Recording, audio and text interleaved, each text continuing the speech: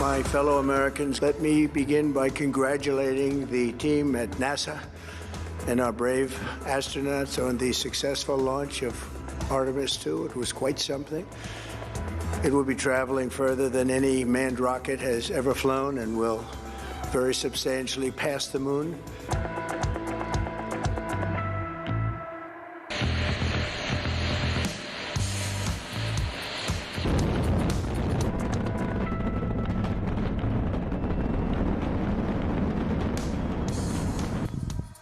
Due to that suit being pressured across the UK, on DAB+, on your smart speaker, on your smart TV, and on your side. This is Talk.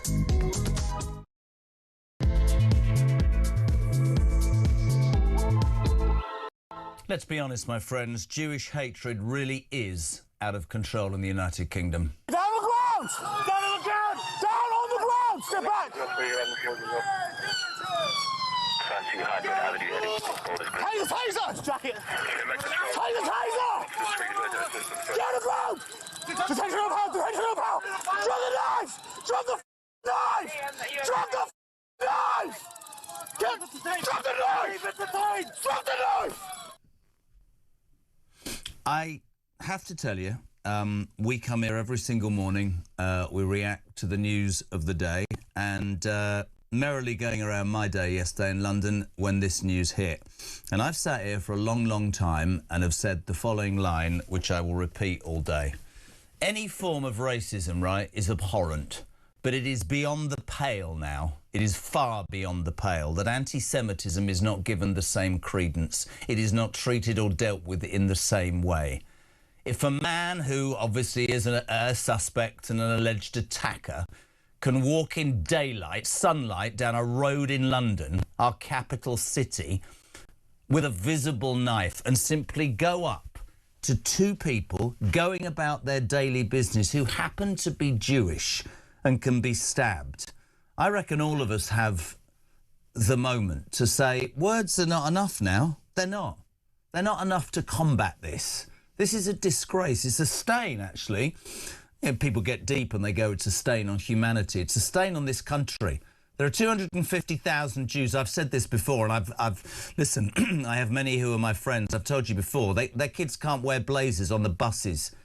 They get taunted if they go to the shops, abused from the garden gate. Why? Simply because they're Jewish. And we spend our time as a nation having debate after debate about not offending somebody if we happen to say, why are you wearing that? Why do you have that opinion? Why do you go there on holiday? We're really, really judgmental, aren't we? Or rather, I would say as a country, we get offended at the smallest things, and yet we are missing this. Yesterday, I mean, it's just, there's not words, right? I was watching the output with Kev and Julia, and Samara went down there, and almost open-mouthed to think that that's the norm, right? What happened? It didn't sound like my dad, but what happened to this country then? What happened to morality and values? We spend our entire time worried about, oh, let's not offend anybody. Let's do this. No, let's look at the basic human facts here yesterday. Two people walking down a street. And if I hear one more commentator tell me, you know, oh, it's outrageous, anti-Semitism, it's not enough anymore. I'm sick and tired of hearing about government czars or experts. If you're Jewish in this country, and we'll have a raft of voices today, there are people who will tell you they want to leave. They're scared to go about their daily business simply because of who they are. 6:05. This is Talk Breakfast. Can you play the music? Thank you very much indeed. You're very kind. My friends, today is going to obviously be all about this. There's other news as well. Lots of response. Samara Gill, up, bright and breezy. Good morning. How are you? Good morning. Yeah, I'm good. But I was down in Golders Green until the late hours last night. And, oh, thank you. But it really is, it's not shocking at all. I mean, it's another day, another terrorist attack on British soil. But even that, it's not shocking. I mean, we saw scenes yesterday. You can tell us more. Obviously, it took place in Golders Green in North London. One man has been arrested. He's a suspect. The community came out in force. The local Labour MP Sarah Sackman was roundly booed when she appeared. Yep. We've got footage of this. This is the local MP being heckled. Have a listen. Have a watch. I just want to add a few words. What we've heard.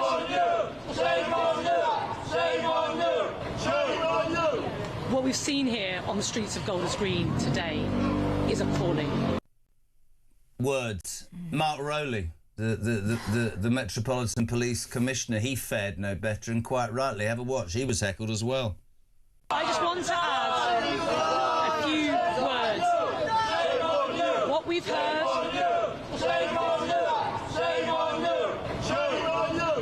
What we've seen here on the streets of Golders Green today is appalling.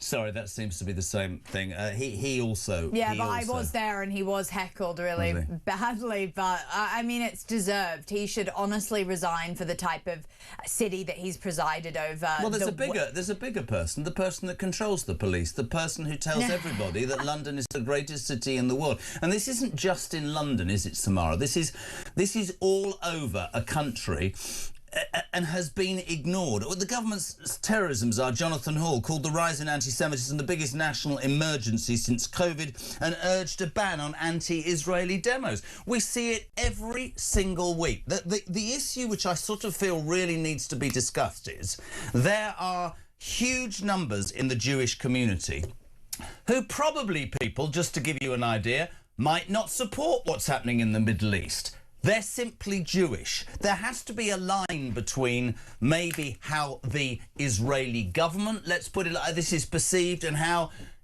British Jews are living in fear of their lives. It's just, I know I try really hard to do this job in the right way. I don't recognise my country, Samara. I don't.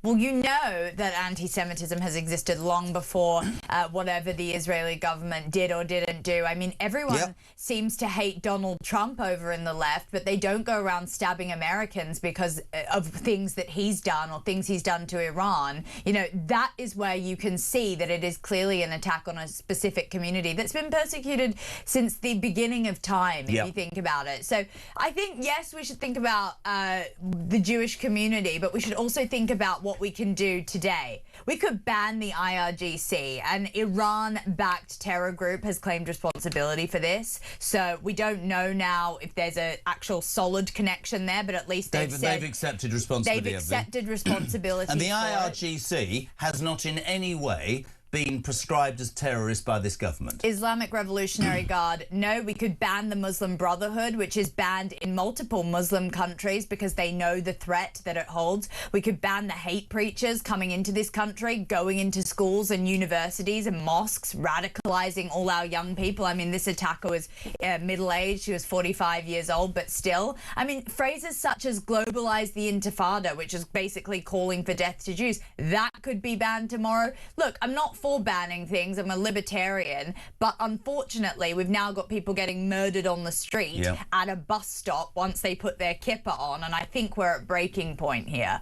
But I think when we look at the suspect, I think that's also important to look at. He's a British national. He was born in Somalia, so this country granted him a home, granted him a passport, and look how he's absolutely gone and slapped our country in the face. I think it's really interesting because he was apparently rabble-rousing beforehand.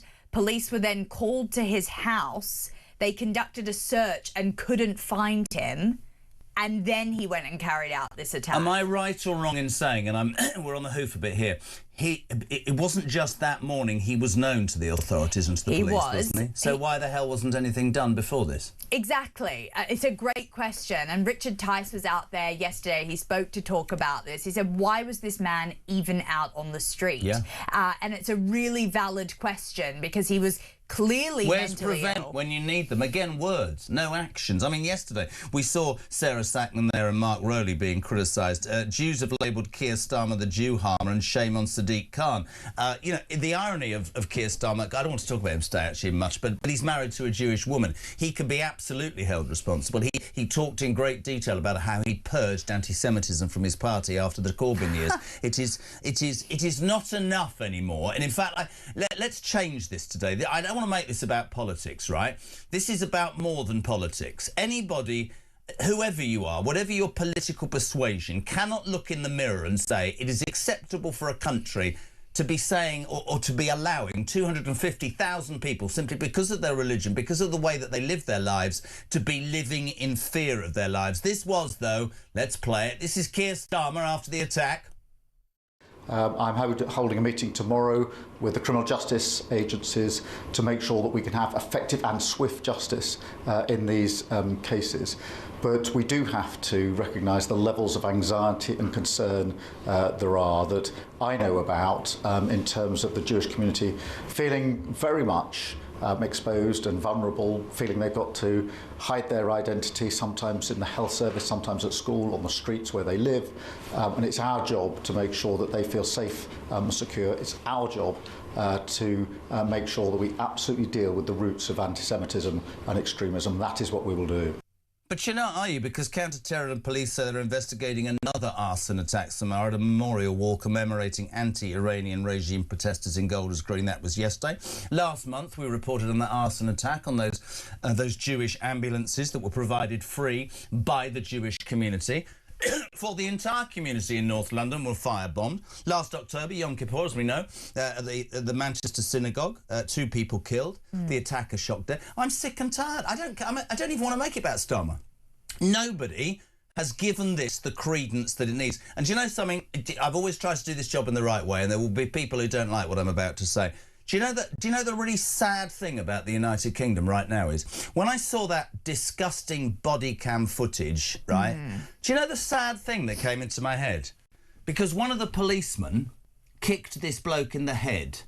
I'll have any money with anybody that we hear about an investigation into his conduct before we hear about anything else. And that is how far I think we've fallen. Don't know what you think. Listen, we want your involvement as ever. 0344 499 1000. You text to 87222. We really want to talk about this today. It's no longer enough, as Samara says, to just sit here with platitudes and let's ban the IRG. See, let's ban the Muslim Brotherhood. Let's do something about hate preachers and hate marches. Let's stand up for these people who are, you use the word persecuted. Yeah, and they have been for a very long time. But the issue is that Starmer, I mean, there's a key word missing from Starmer's empty platitudes, and that was the fact that Islamic extremism is at the root cause of a lot of this anti-Semitism that is going on. Is that why you think it's not dealt with by the authorities and by the government? Of course not. It's a numbers game. You've got 260,000 Jews that live in this country and 4 million Muslims, and so it's a craven ploy for the votes. And I do just want to say,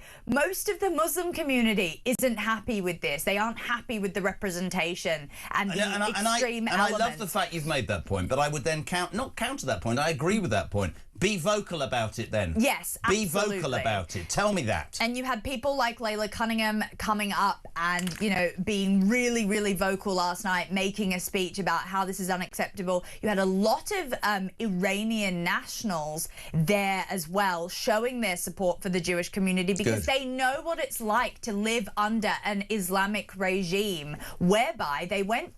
In Iran, they went from a very, very liberal society whereby women had the vote before Switzerland to what they lived under the Ayatollah. And one of the Iranian nationals said to me, I see it happening in this country. This is exactly what I witnessed. Samara's here till 7 o'clock, 6:15. Got a voice note straight away. 0344 499 1000. What's the name, Christian? Andy, good morning, sir. Morning, Jezza. Andy from Birmingham. Having a nice drive to the Welsh Hills today, but although it's a sunny morning, it's not a very good morning again, is it, mate? Same old, rinse and repeat. Attacks on innocent people. This can't go on now. There's words, platitudes every day, the thoughts and prayers by the MPs, the Home Secretary comes on, Starmer says something. It's no good. It's no good anymore, mate. No good whatsoever. Things need to be done. People should be allowed to march, but they're just being basically watched by the police while they spew their hate out about Jews every single weekend. I bet there'll be one this weekend. I'm fed up a bit, mate. Things need to change, and very, very quickly. It really does. Anyway, bud, have a great show. Thank you, Andy. 0344 499 1000, text to 87222. Good morning, JK. I tell you, all these people complaining yesterday about police brutality. See, it starts. These people are part of the problem on why our country is the way it is. I have literally, says this man, started to hate what this country has become. Rachel, good morning, Jez. Good morning, Samara. I used to live in London in my 20s. I found the Jewish community to be peaceful, hard-working and thoughtful. Starmer and his government are a disgrace. They have tolerated anti-Semitism, helped it grow. It makes me sick. Mark, morning, Jez, morning, Samara. The sad thing is, this isn't a surprise anymore. It's a good point. And neither is the fallout online with people making excuses and defending the attack. This country is lost. And how long until everyone is targeted? Good morning, Mick. These anti-Semitic attacks have been allowed to continue for exactly the same reason as the rape gangs. Those with the power to stop it do not have the guts to confront the religious and racial hate cult responsible. Police chiefs and certainly Khan have allowed hate marches to dominate our streets. And you know what, right? There will be people, and I, again, I'm only ever going to do this show one way, till they drag me out. There will be people who will respond to this show this morning and go, oh, you're being anti other parts of the society. No, we're being factual. You make a really good point. Numbers game. 257,000 Jews live in the United Kingdom. There were 4,500 Muslims, the massive majority of which would find this as abhorrent as the rest of us. But there is, within organisations, as Samara Gill says, the IRGC, the Muslim Brotherhood, hate preachers, marches, they are spewing their hate. And the British people, you know, so much recently is about how the British people don't accept it. They don't. People have had enough. This morning, I'm not talking about tax. I'm not talking about incompetent MPs. I'm talking about the very essence of who we are supposed to be and what we're supposed to... people will say to me, well, the world's changed. Well, it's changed for the bloody worse then, and I'm glad I'm 60 because it's disgusting. I can't have it. I cannot have it. Well, I had a look, actually, about whether these random knife attacks used to happen in Nazi Germany, and it turns out that they did, but actually it wasn't that frequent, and it didn't really, you know, it was still prosecuted, but people just stood by and did nothing. So this is kind of the level we're at, where you've got, you know, people being attacked on the street. And when you look at the footage, he's putting his kippah on, and then he straight away gets attacked after that. And that's just a symbol for how far down this country's gone in terms of accepting. Do you know the unfortunate thing? Maybe I'm getting old, right? The unfortunate thing is that when broadcasters start discussing this, it's split right down the middle. And talking about Nazi Germany, people will go, that's what you are. You're just... No, I'm not. I'm talking on a purely human level. The Jewish community has to pay to defend its areas, its schools, its community centres. They have to pay out of their own pocket to have security guards. How did we get to that?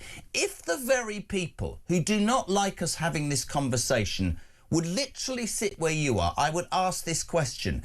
You're all for allowing everybody to have the opportunity to speak.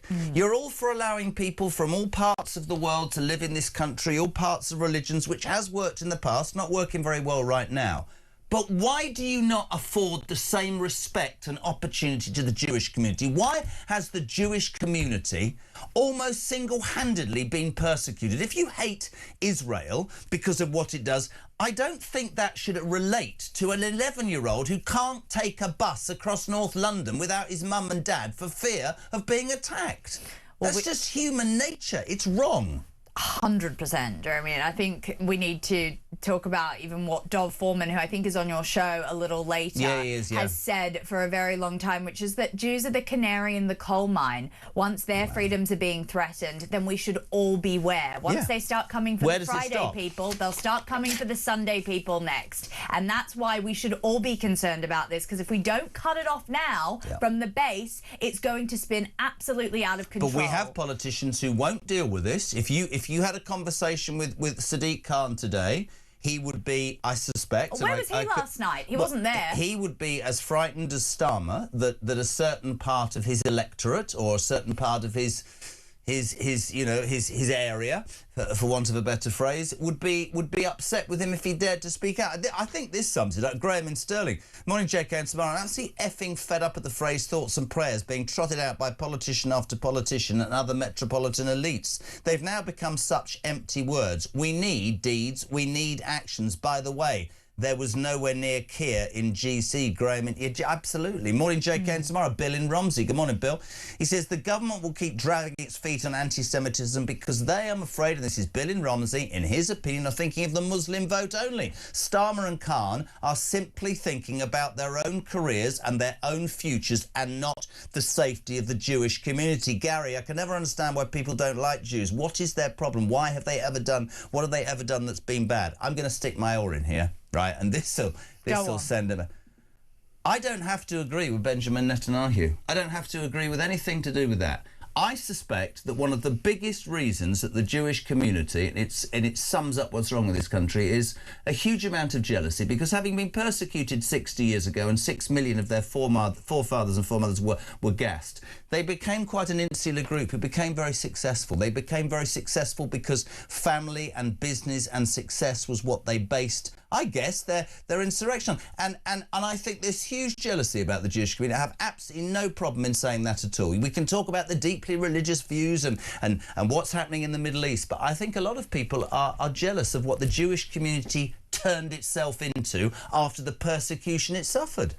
Well, I guess, you know, the key word is, or the key phrase is never again, and they never want this to happen again, and that's what's driven a lot of Netanyahu's actions and behaviour. I mean, I completely agree with how he's dealing with the situation. I think if something similar to October the 7th happened in this country, I think that Gaza probably would have been nuclear bombed by our government.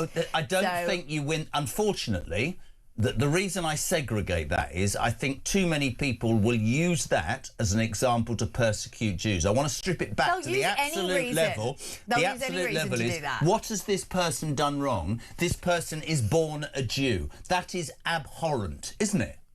Absolutely. And look, I agree with you, but the Jews should absolutely not be reprimanded for their successes. No. They are just a peaceful community that live very embedded within the UK and within the UK value system. So, I mean, yes, I agree. They're a very small and vocal group, but they are that for a reason, because of their extremely rich history that they are just trying to preserve. But most of them are just trying to wait at the bus stop and get on with their lives. Absolutely, and then subsequently get stabbed for it. Couldn't agree more. Unfortunately, that's the reality of what's going on, and it's in the last month it's been the Harrow Synagogue, the Hendon Charity, the Finchley Synagogue, the Jewish ambulance attack, and then of course last year the Manchester Synagogue attack perpetrated by Jihad al-Shami, a Syrian or a past Syrian national, then a British citizen. So that's the current state. Listen, you're waking up to this news. I make no apology for it. Jewish hatred is out of control in the UK. Israel has said after 2 Jewish men were stabbed in that terror attack in Golders Green in North London yesterday.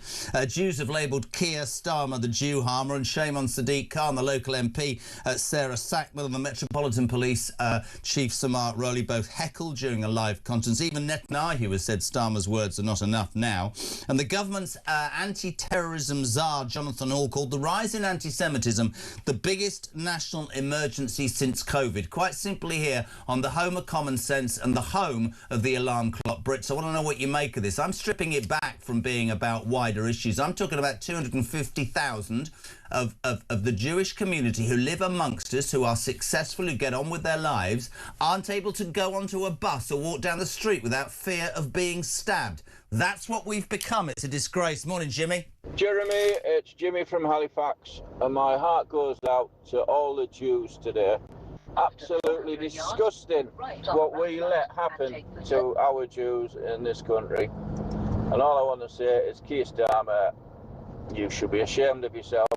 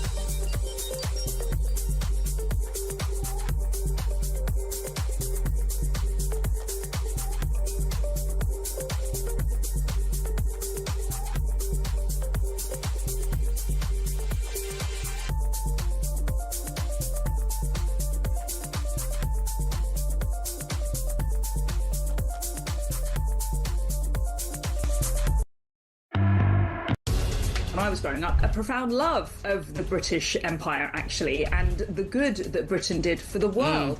And yet, to have that view today seems more of an exception than the norm. Over the past week, I have been living on the coast of Belgium. Small boats leaving the Flemish coast to go to England. So far, 20 small boats that have left the Belgian coast to come to England. When they saw that drunk woman at 5:45 a.m. in the morning, they just felt contempt for her. They took advantage of her. They are barbarians. Across the UK, on DAB+, on your smart speaker, on your smart TV, and on your side. This is Talk. Welcome back, my friends. 6:28. We're live across the UK. It's Thursday morning, the 30th of April, and you're waking up to the news of that. Well, I think it's true, and I think the Sun have got it absolutely spot on this morning. How many more? Jewish hatred really is out of control. Your thoughts on that dreadful attack yesterday? The suspect, or alleged attacker, wow, he's in custody. We'll keep you updated. The two people in hospital that were merely going about their business in Golders Green, and we live in a country now where they're simply stabbed because of what they believe. This is from Dave, and Samara Gill is doing a fantastic job as ever with me, but here, he says, I can't believe just how many people on social media are trying to turn it around and blame the Jews for that attack. I cannot comprehend how they feel this country anymore, how they feel about this country anymore. Dave and Cole. So what we're saying here is that people on social media are blaming the Jewish community and saying, you deserve this because of what's happening in Gaza. Yeah, I mean... So by the same analogy, right, just, you know me, straight to the point. I happen to disagree completely with everything my government's done, like not allowing the Americans to use air bases in their attacks on Iran, like destroying pensioners, like lying to farmers, like the stupid money they're spending on Net Zero. So because that's my government, although I don't agree with them, if you hated the Labour Party right now, you'd hate me, yeah? Yeah. What a load of You should be attacked, Jeremy. You should be attacked on the street. What, because I live in a country where this appalling government is in charge, although I didn't want them to be the government. Yeah, so absolutely. Why people don't do the same about the Jewish community? It's unbelievable. It's unbelievable. Yeah, exactly, but that's basically what anti-Semitism is. It's finding a reason to hate the Jews that have nothing to do with everyday or the everyday people that walk the streets. And it's a completely irrelevant argument. I just think that we really need to take a look at those marches. I mean, I'm not in favour of banning anything, but obviously your team has sent me out to multiple of these marches, and that's why I'm so numb to this, because I witnessed at the Together Alliance left-wing march that happened, 500,000 people that were 1 degree away from doing this with their hatred that they were spewing out. You know, Zionism is racism, which Zach Polanski, by the way, wants to make a legal definition or whatever the hell he wants to do while he's... Didn't he say something a couple of days ago? We need to call him out. Didn't he say something about, you know, this feeling about the way the Jewish community is just in their heads or something? Didn't he make some inane comment? Yes, he did. Yeah, he did. I'll have to get the direct quote. A lot of people were actually quoting him at the march last night because they were just saying that his sort of vile rhetoric that has been almost, I mean, he's been vindicated by his own base. Really? Well, he can't, yeah, I think so. Well, he's at least been, his rhetoric has normalised a lot of this behaviour. I mean, you've got his own family members talking to members of the press and saying, I'm going to leave this country if he becomes PM. I don't want to make it political too much today. I struggle. When I look at him and I listen to him and I think about what he says about heroin and what he says about complete open borders, I struggle. It's not even that I struggle with what he believes in. I struggle to think that 18% of my country thinks that that's a good idea. That's what really, really frightens me. Good morning, Jez. We've appeased the Muslim extremists for too long, in my opinion. Lee and Market Harbour, the blind eye turned to the pro-Palestinian marches. The Muslims hate the Jews, and it's always them who attack the Jews. That's his opinion. I don't know if that's true. Why are we allowing people weekly to celebrate the slaughter of Jews on October the 7th in our capital city? It needs to stop. Mick in Wallington, good morning. Surely, if Mark Rowley can't keep London safe, or the Jewish community in London safe, then the army must be deployed. Interesting point, Mick, but we haven't got a bloody army, have we? We haven't got anything. It almost feels like, without exaggerating, the beginning of the end of anything I thought normal. You can shoplift, you can run an obscene pro-whatever march, spewing hate, you can just go to work and be stabbed, you can... What? Sorry, I know he's no longer with us, but Christ, I'm turning into my dad. Jay, good morning. Morning, guys. Fantastic show as always. Look, I just want to point out this has been something... Islamist terrorist attacks in this country since the 7/7 bombings. You know, a lot of people forget about Lee Rigby, but, you know, the Southport, all the little skirmishes. Have you noticed in the last few weeks since the war with Iran and America, have you noticed the amount of times Iran have claimed responsibility for terror attacks? There's been 3 or 4, the Jewish ambulances, the stab at the synagogue the other week, the Manchester ones with the stabbings, now this one. Iran are always claiming responsibility, IRGC-backed groups. We wouldn't lay a finger on them. Oh no, we're not international law, we're not getting involved. And Donald Trump all along saying these are evil, murderous regime. They killed up to 40,000 of their own. They're attacking on our soil and the Prime Minister's got nothing to say or do about it. Can I just say, I'm surrounded in the studio, which Samara would know about screens, and I'm looking with pride at Talk. Golders Green attack. Police declared terrorist incident after 2 Jewish men stabbed yesterday, the Jeremy Kyle breakfast show. Guess what the BBC are talking about? Oil prices. Oh, wow. Hard They are talking about oil prices. Yes, of course. I'm just, honestly, I don't know what I'm becoming. Jez, why doesn't anybody just say it? We have an anti-Semitic government and an anti-Semitic mayor of London. Leave the British Jewish community alone, says Linda. Let's go now. We've got loads of guests lined up today. Former counter-terrorism and extremism coordinator for the government, Charlotte Littlewood. Charlotte, welcome to Talk Breakfast. Good morning. I'm probably the wrong person to talk to today because I'm sick and tired of hearing platitudes. You were part of the Prevent programme. This isn't aimed at you, but nothing seems to be working, whether it's on a police level, a mayoral level, a government level. 247,000 people are terrified to walk our streets or exist in our society simply because of where they were born and what they come from. What have we become, Charlotte? Yeah, I think it's actually been really interesting listening to Mark Rowley, the Metropolitan Police Commissioner, and his comments yesterday. What stood out to me as particularly worrying and indicative of the crisis that we find ourselves in is he talked about anti-Semitism being driven by foreign states, the far right and the far left. So he glanced on it a bit when he was talking about foreign states, but he didn't talk about the main driver of contemporary anti-Semitism in the UK today, that which has been behind all of the most recent major attacks, and that's Islamist anti-Semitism. So it wasn't actually called out in his reflections yesterday. And I no longer think we can call that ignorance. I think at this stage, this is fear of confronting this head on, and it's in a sense, an appeasement. So this is what's worrying, and I think this is the crux of the matter. We need to look at this, what it really is, and start doing something about it. We had, in 2023, over 8 mosque recordings of visceral anti-Semitism within sermons, calling for violence against Jews.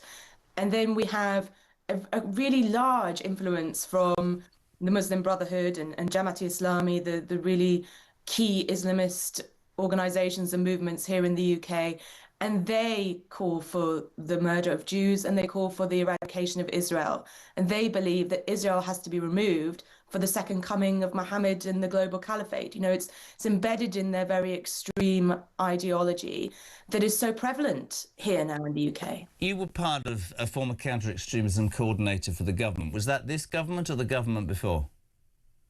That was the government before. Okay. So explain to me then, and this is, I don't want to make it political almost today, why successive governments haven't seen fit to ban the IRGC, the Muslim Brotherhood, the hate preachers, all of this stuff that is perpetrating hatred. You've admitted it. You were there.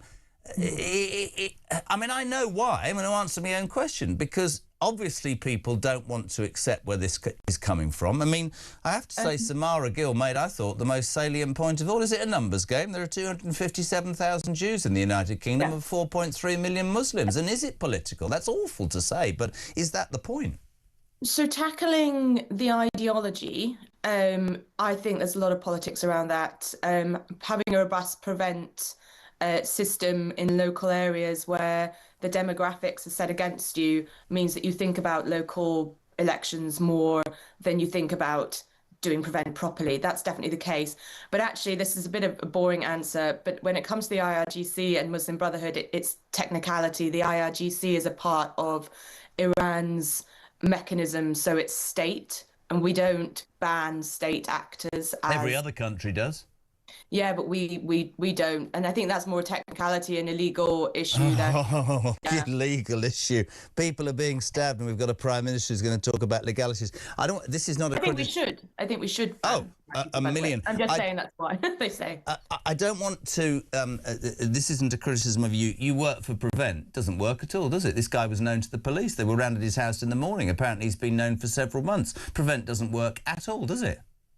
Prevent has had a lot of issues, and it now sits in a situation where there are multiple reviews, lists of recommendations to be able to make it work more effectively, have it more targeted, have it strengthened, and nothing is done about it. And that comes down, Jeremy, to what you were saying earlier about this worry about implementing Prevent properly. Is it going to upset voters? Is it going to create a backlash? Is enforcing Prevent properly going to create more problems? And this is what I've talked about for many, many years, is that we need to put the security of this country and community cohesion and minorities and equality and tolerance first, above votes and above pandering to very intimidating and loud so-called community leaders. And they are hoodwinking the government and hoodwinking local authorities and causing our national security to come second. And that's I'm interested in that word. I couldn't agree more. You can come on whenever. I think you're brilliant. Hoodwinking. You just said, didn't you, that the government won't fully tackle this, in your opinion, because they're worried about their voter base. If you've got morality, you've got intelligence, you don't get hoodwinked by any part of a certain group. My point is probably a little bit wider, because I'm old. We've been for years this country that has sort of been the moral leader, has welcomed everybody, believes in everybody should live together. And I think whilst, I don't know, maybe in another time it was different. But people in this country, Charlotte, you know this, right, are looking at the ways that they're treated as against people perhaps from other countries or people who have come to live here. And you have to be so careful, don't you, because you'll get cancelled if you say the wrong thing. And I think the silent majority are increasingly appalled by unfairness, governments, officials, whatever, refusing to condemn things that any sane person would condemn for fear of alienating certain groups. I was saying it to Samara earlier. We seem to have lost, I think we've lost our moral compass because we spend our entire time mollycoddling certain groups who we're worried about upsetting. Yeah, absolutely. And what this has allowed for is a narrative to really take hold in the UK. So the Islamist narrative, the anti-West, anti-democracy, anti-Israel narrative is dominant, and it has gone beyond Islamists themselves into the wider public. And the Muslim Brotherhood influenced groups and individuals are really pulling the strings of the far left. The left has lost its way and no longer bases its ideas on human rights and equality, but instead are dancing to the tune of the Islamists in this country. We've got to the point where we have people who have left from the UK residents, to attack Jews in Tel Aviv, in Texas, in Pakistan. You know, we are now in the UK a really central point for anti-Semitic Jew hatred across the globe. I think that's really stark, and it's something that really we should be taking very seriously, if not seeing those on our own streets attacked, understanding that we are a hub for global anti-Semitism now. It's an absolute privilege to have you on. Thank you so much. An early start, but great. We'd love to speak to you more. Fantastic, brilliant. Loved her. Charlotte Littlewood, former counter-extremism coordinator of the government. Samara, speaking absolutely truthfully. Absolutely. I wish she was in charge of a few more things, because she'd actually get stuff done, it seems. Yeah, I mean, she does talk to that Islamist, anti-Semitic wing that really needs to be tackled, but what Starmer won't talk about when he's saying all these sort of, oh, we need to do more, thoughts and prayers, he'll never mention Islamic extremism. I wonder what his wife, who's Jewish, says to him of a night. I mean, I'm being completely serious. Well, she's probably in the category of Zach Polanski, that are kind of these self-hating Jewish people who have some weird issue with the government and then conflate that with their own religion and then think that they deserve what's going. It's just weird. Well, I mean, what's going on there. We don't know that, of course. We don't know. But I'm just. It's so, to me, it's so simple.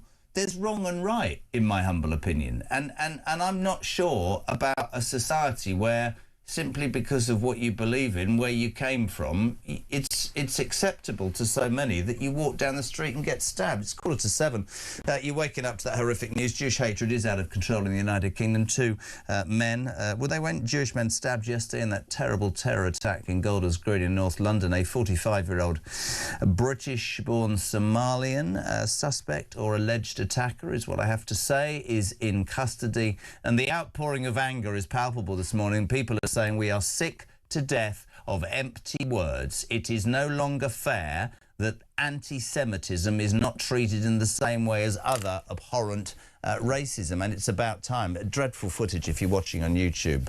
And as I say, cynic that I might be, as the police arrest that suspect, I bet you any money somebody's going to launch an inquiry that they might have been rough or not. Dan, good morning. Morning, Jezza. It's Dan from Kent. We've got such weak, pathetic leadership in this country, from the police to government level. A strong leader would have gone down to Golders Green yesterday, stood shoulder to shoulder with the Jewish community, but they didn't. And the whole reason of that is so they protect their key voting core. How sick does that make you feel? And this government's failed in its first duty, and that's to keep its citizens safe and the country secure. It's disgusting.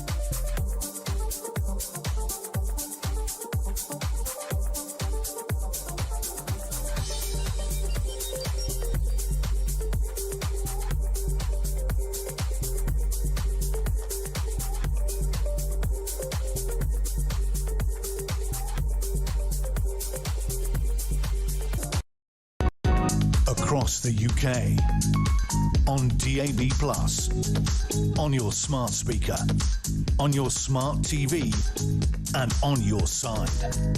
This is Talk. Welcome back, 6:15, or even 7 o'clock. Jeremy Kyle on Talk, breakfast home of common sense and where the news is never, it seems, good. Today, Jewish hatred out of control. Samara Gill, fantastic with us. You said something to me in the break which I completely agree with about Keir Starmer. Basically, the fact that he'll never mention Islamic terrorism, and he's not going to do it because I've seen this pattern before with Anthony Albanese, the Australian Prime Minister, who's like a carbon copy, pound store version of Starmer. it's really, really interesting. They won't mention it, and it goes to the heart of what we've also been saying about the craven scrounge for votes. They just want votes. That's what it is. And they'll be willing to have people, innocent people, die on the street and say nothing about it in order to bag a couple more constituencies, and that's the worst part. And we do need to talk about Islamic extremism, because we've got a MI5 watch list. It's got over 45,000 people on it. 90% of them are Islamic extremists. That's just the facts. You've got Iran, China and Russia, who are rubbing their hands together at the division that they've created on the streets of Britain. They've done this through social media targeted campaigns. They've done this through actually some small boat migrants that we had verified they've sent across in order to cause division and rabble-rouse in this country. We've had over 20 foiled terror plots in Britain just this year, Iranian-backed ones. And we need to be very, very careful, because these Iranians are insane with how they want to operate and how they want to destroy Britain. It is one of their top objectives, and they're not doing it in the way that's very coordinated, where you're thinking about a 9/11 style attack. Cells everywhere, right? It's sleeper cells. It's sleeper cells that they infiltrate. They'll go through Telegram, which is like a WhatsApp, but it's very protected. They'll go through networks of proxies. They'll find criminal gangs. They'll recruit people online, which we have no idea, but this Somali national, that he could have been a victim of that. We've got people already living in the UK, sometimes even without formal training, and these networks can be activated if needed. So the sleeper cell thing is a real crisis for the UK. It's a real thing, and intelligence agencies are working day and night, and I have got to give it to them, because they foiled a lot of plots this year. They have, we've heard that. But this is sort of a powder keg type of moment where this country could erupt at any point. And I'm not trying to be No, I get it. And people here, will say, that's the right's rhetoric. It's not. It's a fact. 2 people were stabbed for being Jewish yesterday, just for walking down a street. And an Iranian-backed terror group has claimed it. Now, we don't know, actually, because they like to claim these sort of things because they're sick. But I think we really need to think about that, because the government isn't going to talk about it, so we need to. Couldn't agree more. 10 to 7 0344 499 1000. Damon, good morning. Morning, Jeremy. Damon from Wigan. My thoughts and prayers are once again with the Jewish community. When is our government going to get a grip on all this vile, disgraceful acts of violence towards the Jewish community? We're all human beings and we all bleed red. Nobody is any different just because of your religion. But this has to be stopped. The vile spew hatred that these Palestinian marches do is the core of all this, and they should be banned immediately. But our government won't have the bottle to do it, because they are pathetic. He's not very happy, says Jez, eating a biscuit at the wrong moment. I have to say, though, what's really... Oh, Colin, just give you an update. On the day after one of the worst terror attacks I can possibly imagine on the streets of Britain, the BBC, we're talking Golders Green anti-Semitism attacks. To be fair to Sky, they're doing it. The BBC have moved on to awards season, Oscars and stuff. It's unbelievable. It's a state broadcaster. That makes me think as well. Sorry, maybe I'm saying the wrong thing, am I? No, I think you're saying completely the right thing. I think that if it was Westminster Bridge just over there and some knifeman had gone and just randomly stabbed 2 British nationals, then the BBC reaction would be a little bit different. I'll tell you what they won't play, which I'm about to play. The Mayor of London, Sadiq Khan. He came out and spoke yesterday. Ironically, or interestingly, for those listening to the show, he didn't go to Golders Green, though. Yeah, I mean, he didn't even go there when the ambulance attack happened. At least he didn't go there immediately. So this is the Mayor of London, ladies and gentlemen. Here we go. I've lived in London all my life. There's been anti-Semitism faced by Londoners throughout my life, and actually for the last few decades. I've never seen the sort of fear my friends, colleagues and neighbours are feeling because they are Jewish. I've never experienced this level of attacks on Jewish people across our country, which today 2 Jewish Londoners are fighting for their lives. People are scared. Jewish people are scared. Parents are scared. Children are scared. Teachers are scared. It cannot be right Simply by virtue of a school being a Jewish school, it requires additional protection. Simply by virtue of a place of worship being a synagogue, it requires additional protection. Simply by virtue of people being Jewish, there needs to be volunteers who represent and act and work in Shomrim and the Community Security Trust from City Hall. We're going to carry on supporting the Jewish community, carry on investing in the CST and in our police. This must be a wake-up call. Sorry, I know people think I'm cynical. Platitudes again. Then spend some of that money you've got on your billions and billions of budget in London by protecting the Jewish community, because I suspect a lot of people watching that, Samara Gill, will think, yeah, we know exactly why you're only using words and not actions, and why the hell would the London mayor not get his arse from out behind his desk and go to Golders Green, where the community needs to hear from people? You're bang on. He's acting like he's got nothing to do with this. It's like you're the mayor You of run the city. police. You are the crime commissioner. I mean, let's talk about the fact that in 2025 he said from the river to the sea is not inherently anti-Semitic. Sorry, that's a phrase that calls for the destruction and obliteration of Israel. When did he say that? In 2025. Brilliant. I mean, that's in a... It's absolutely outrageous that he now comes and says, oh, I've never seen anything like this in my life. Well, guess what? You're the mayor of London and it's happening under your watch. So maybe take a shred of accountability for this and do something tomorrow. But he won't. He absolutely won't, because it's not in his modus operandi to stop this. I just don't think it is. In other news, and we will obviously be dominated by this, couple of other things just before Samara heads out. You have to do more. She works so hard, this girl. Farage, interestingly, overnight opened the debate to a coalition with the Tories. He was asked whether he would ever consider an arrangement. He said, let's see, in contrast to his comments a year ago when he declared he had no intention of forming coalitions with the Tories at any level. Also, Angela Rayner, don't know why I've done that, her allies say, Starmer's got to go and it's time to move. Her friends insist Mandy's friendship with Epstein made Labour look like a pedo protectors party. And the other thing is quite interesting. Did you watch Prime Minister's Question Time yesterday? Yes, I did. He refused to rule out sacking the Chancellor because there are rumours, I don't know if you know this, we were doing this yesterday on the show, rumours of a reshuffle in a week or so, Phase 3. I don't know if you know this, it did make me laugh yesterday. Phase 2 was last September and he made this big video and he said, Phase 2, relaunching the government today. We've got some fantastic new appointments.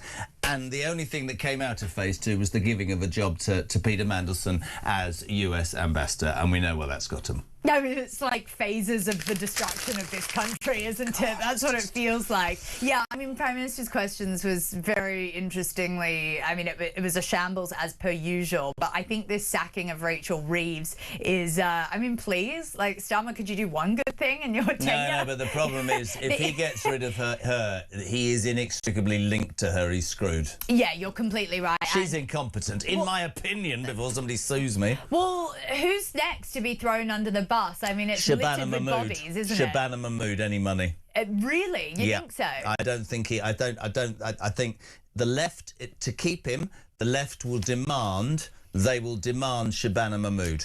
Well, 1,000,000%. Well, I think Rayner, who is ponying up for the top position, even though she still hasn't got her taxes in order. Yeah, there's an exclusive on the Daily Mail front cover today. Angela Rayner, a boozy night and Commons barroom door that had to be repaired. That's an exclusive in there. Interestingly, well, Hannah Spencer wouldn't be very happy with that, would Not she? The at Greens all. Party The new leader. Green MP thinks that drinking should be banned. She should try doing this 4 days a week and take up drinking. It's what you say. It's Labour trying to totally gut the old Labour Party of all their kind of right-leaning Lucy Powells, Peter Kyle, as you said, Shabana Mahmood, who they think are absolutely ruining the party. And in a way, they kind of are, because they are shifting everyone to the Greens. No link at all to Peter Kyle and me. I'd like to know that. No DNA needed. Right, almost 7 o'clock. Samara, you've worked so hard. Thank you so much for your input yesterday from that terror attack in Golders Green. Samara back on the papers here and back reporting for us next week on Breakfast from 7 o'clock. We're live across the UK. You're waking up to the news that Jewish hatred is, in all intents and purposes, out of control in the UK. 2 Jewish men stabbed in that terror attack in Golders Green. Empty platitudes. Local MPs. Samart Rowley, the Prime Minister. When is this government, when is this country going to take action and accept that this is unacceptable? Coming next, great guest Lord John Mann is the independent advisor to the UK government on anti-Semitism. I'd love to hear what he makes of this, because whoever's giving the government advice, I don't think is cutting through at all. 0344 499 1000 is the number you need. Voice notes or calls, and you text to 87222. Start your message with the word talk, and the news at 7 is next.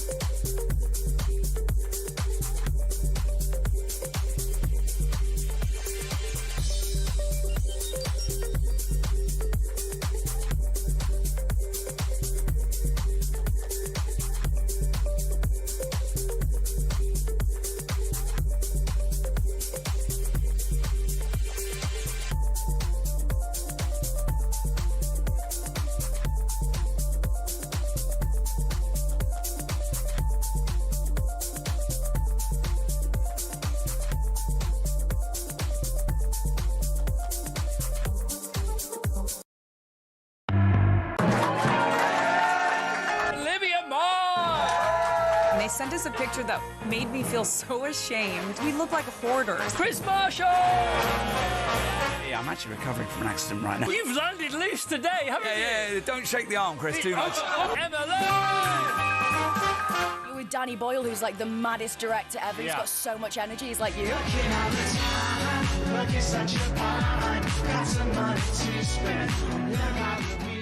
Across the UK, on DAB+, on your smart speaker, on your smart TV, and on your side. This is Talk.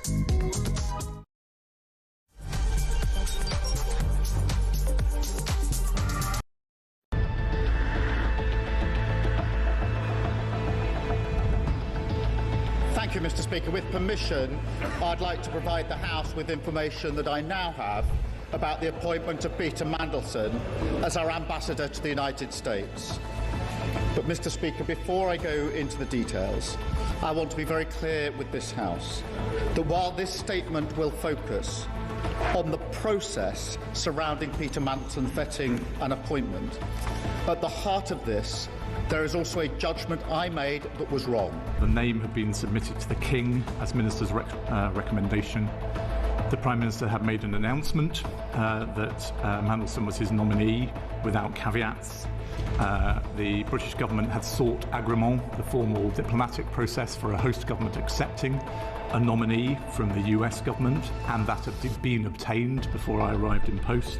The position taken from the Cabinet Office was that there was no need to vet Mandelson. Mr. Speaker, I know many members across the House will find these facts to be incredible.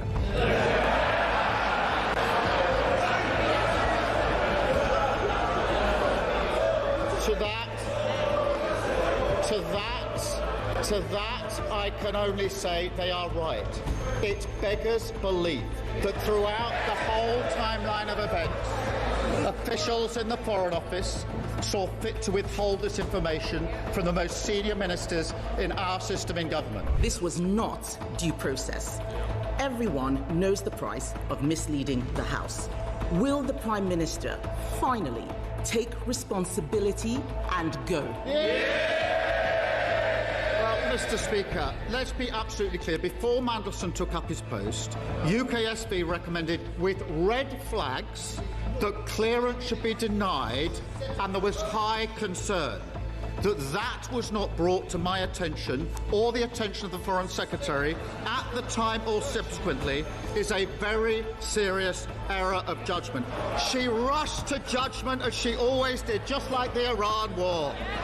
Mr. Speaker, I was elected by the British people because they let the country down for 14 long years. Whatever she says, whatever noise they make, nothing is going to distract me from delivering for our country. Across the UK, on DAB+, on your smart speaker, on your smart TV, and on your side. This is Talk.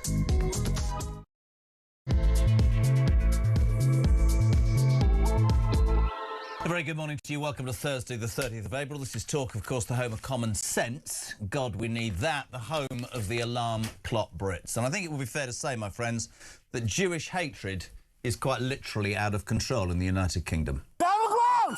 Down on the ground! Down on the ground! Step back! Take the taser! Jacket! Take the taser! Get on the ground! Detention of power! Detention of power! Drop the knife! Drop the knife! Drop the knife! Drop the knife! Drop the knife! Really disturbing footage yesterday of that terror attack in Golders Green in North London. Two Jewish British men just simply going about their daily duty, stabbed and fighting for their lives right now in a London hospital. The suspect or alleged attacker, a British national born in Somalia, is in custody, and the outrage is palpable. Lots of people rushing down there yesterday. The local Labour MP Sarah Sackman and the Metropolitan Police Commissioner Mark Rowley both heckled by the Jewish crowd, who said no longer are just words enough. You know, it's not enough. Action needs to be taken. Keir Starmer under pressure today. Also Sadiq Khan. Lots of platitudes by Sadiq Khan, but he didn't even bother going down to Golders Green. Good morning to Paul in Bolton, who says, I'm sick and tired of politicians peddling out the latest strapline. An attack on the Jewish community is an attack on all of us. It isn't. Non-Jewish communities do not live with this kind of fear or hate. It's frankly sickening. I'm embarrassed, and it's about time proper action was taken. Margaret, good morning. This country has been far too tolerant for far too long with certain people and beliefs, those that are committing these atrocities. We need to deal with this right now. I'm embarrassed by my country. Interestingly, David Thomas, moral compass. Our politicians do not have a moral compass to lose. They put votes above the safety of citizens. What more do you need? And perhaps quite poignantly, Mike in Newcastle, this will garner a reaction. Jez, have you noticed how angry Starmer was about the Southport riots, quite rightly, but yet how calm and measured he seems to be about these anti-Semitism attacks? Mike in Newcastle, 0344 499 1000, text to 87222.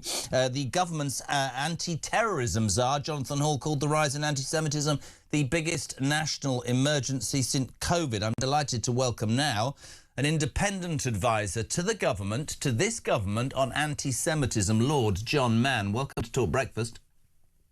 Good morning.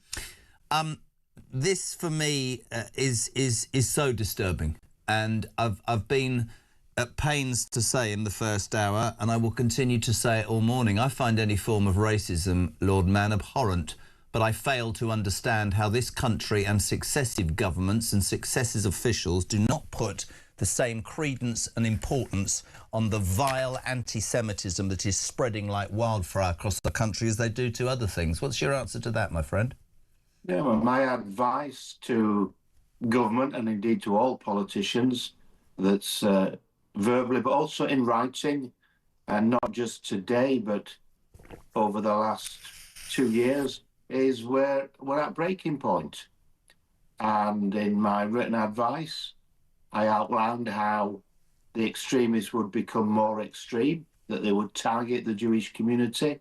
I outlined how they were targeting the Jewish community. The country only knows half of it. There's plenty more going on, including in the last 48 hours of things happening to people. People in the Jewish community are, I think, rationally and rightly not keen to have themselves in the public eye if they've been targeted. But this is going on methodically across the country, sometimes violently, as we saw yesterday, not always violently, different types of ways of undermining and ostracising and demeaning and attacking our Jewish community. So if the independent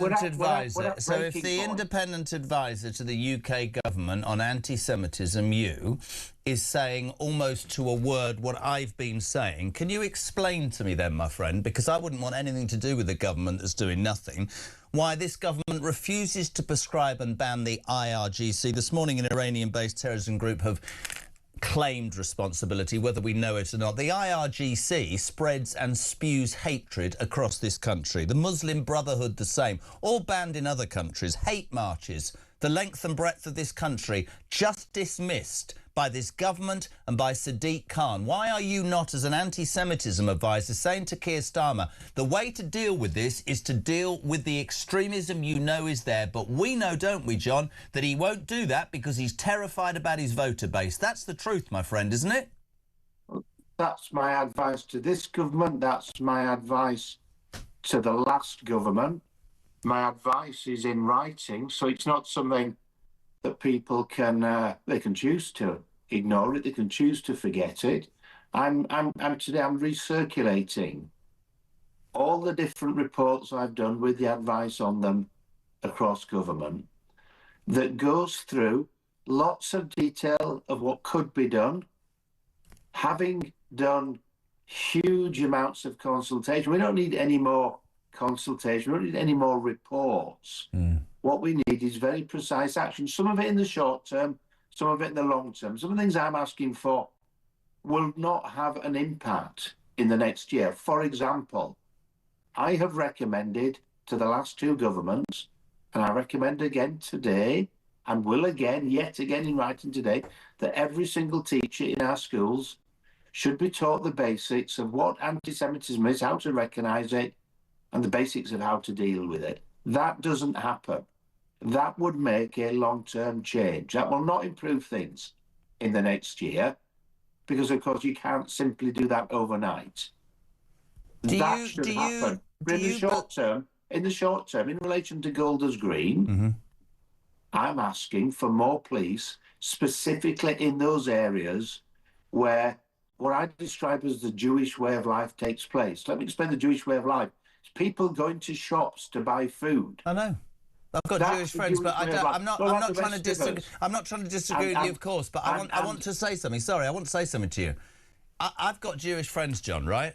And they would vehemently disagree with what you just said. They would say, we're not interested in another government telling us we want more funding for security. This is about ideology. And you're not political, I get that. But the point of the matter is if you allow groups who spread ideology that says the Jewish community should not exist. My friend's son, who can't go in his blazer on the bus for fear of being persecuted at 11, that to me is abhorrent. All of that, my friend, I suspect, is what the Jewish community are more interested about, other than officials saying, we'll give you a bit more money. Khan can't even get his backside over to Golders Green. I think this is far deeper, with respect, Lord Mann, than we'll spend a bit more money. And you're right about the schools, but it goes deeper than that. Why will successive governments, and you made the point of saying it wasn't just this government, why haven't they prescribed the IRGC that spew hatred across our streets? Why hasn't that been prescribed, as every other country has, along with the Muslim Brotherhood, as being a terrorist organisation? I don't get that. That's the first thing on my list. And it's specifically what in writing I advise the last government and this government. Can I give a rational answer to why the IRGC has not been prescribed? No, I can't, because it should be prescribed. And government as well should be looking both at terrorism, but also, as you're alluding to and pointing out, to those who are not committing violence, but are spreading hatred through what they're saying and how they're indoctrinating people. They're extremists just as much, and they're at the heart of this. And we need in government a unit that specifically deals with that. That's one of my recommendations. Do you believe that this government... I recommended that to the last government, to this government. that has not happened. And it is disgusting, by the way, and I'm glad you make the point.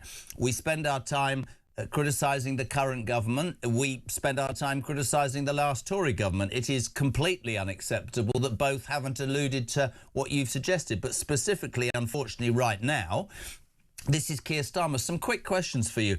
Is Starmer doing enough to protect the Jews? There's a lot more needed to be done today, tomorrow, this month and this year. A lot more. And he has my recommendations. Some of those need to be enacted. And that includes tackling the ideology behind it. Why isn't he able to use the phrase radical Islam? Why is that something that he refuses, do you think, from your experience, to tie an ideology that you're the expert, has said is part of this problem, a major part of this problem? Why won't he do that, in your opinion? Well, that's a question you need to put to him and his ministers. They need to answer, because you're certainly right. I was in Golders Green, not attempting to hog any headlines, but simply talking to people, listening to people, checking out what had happened, seeing how people were, seeing what the immediate impact's been. Politicians, I think, should be doing that. But the anger is palpable. The anger is palpable. The anger's not going to go away. But far more importantly, Jewish people will leave this country. Yep.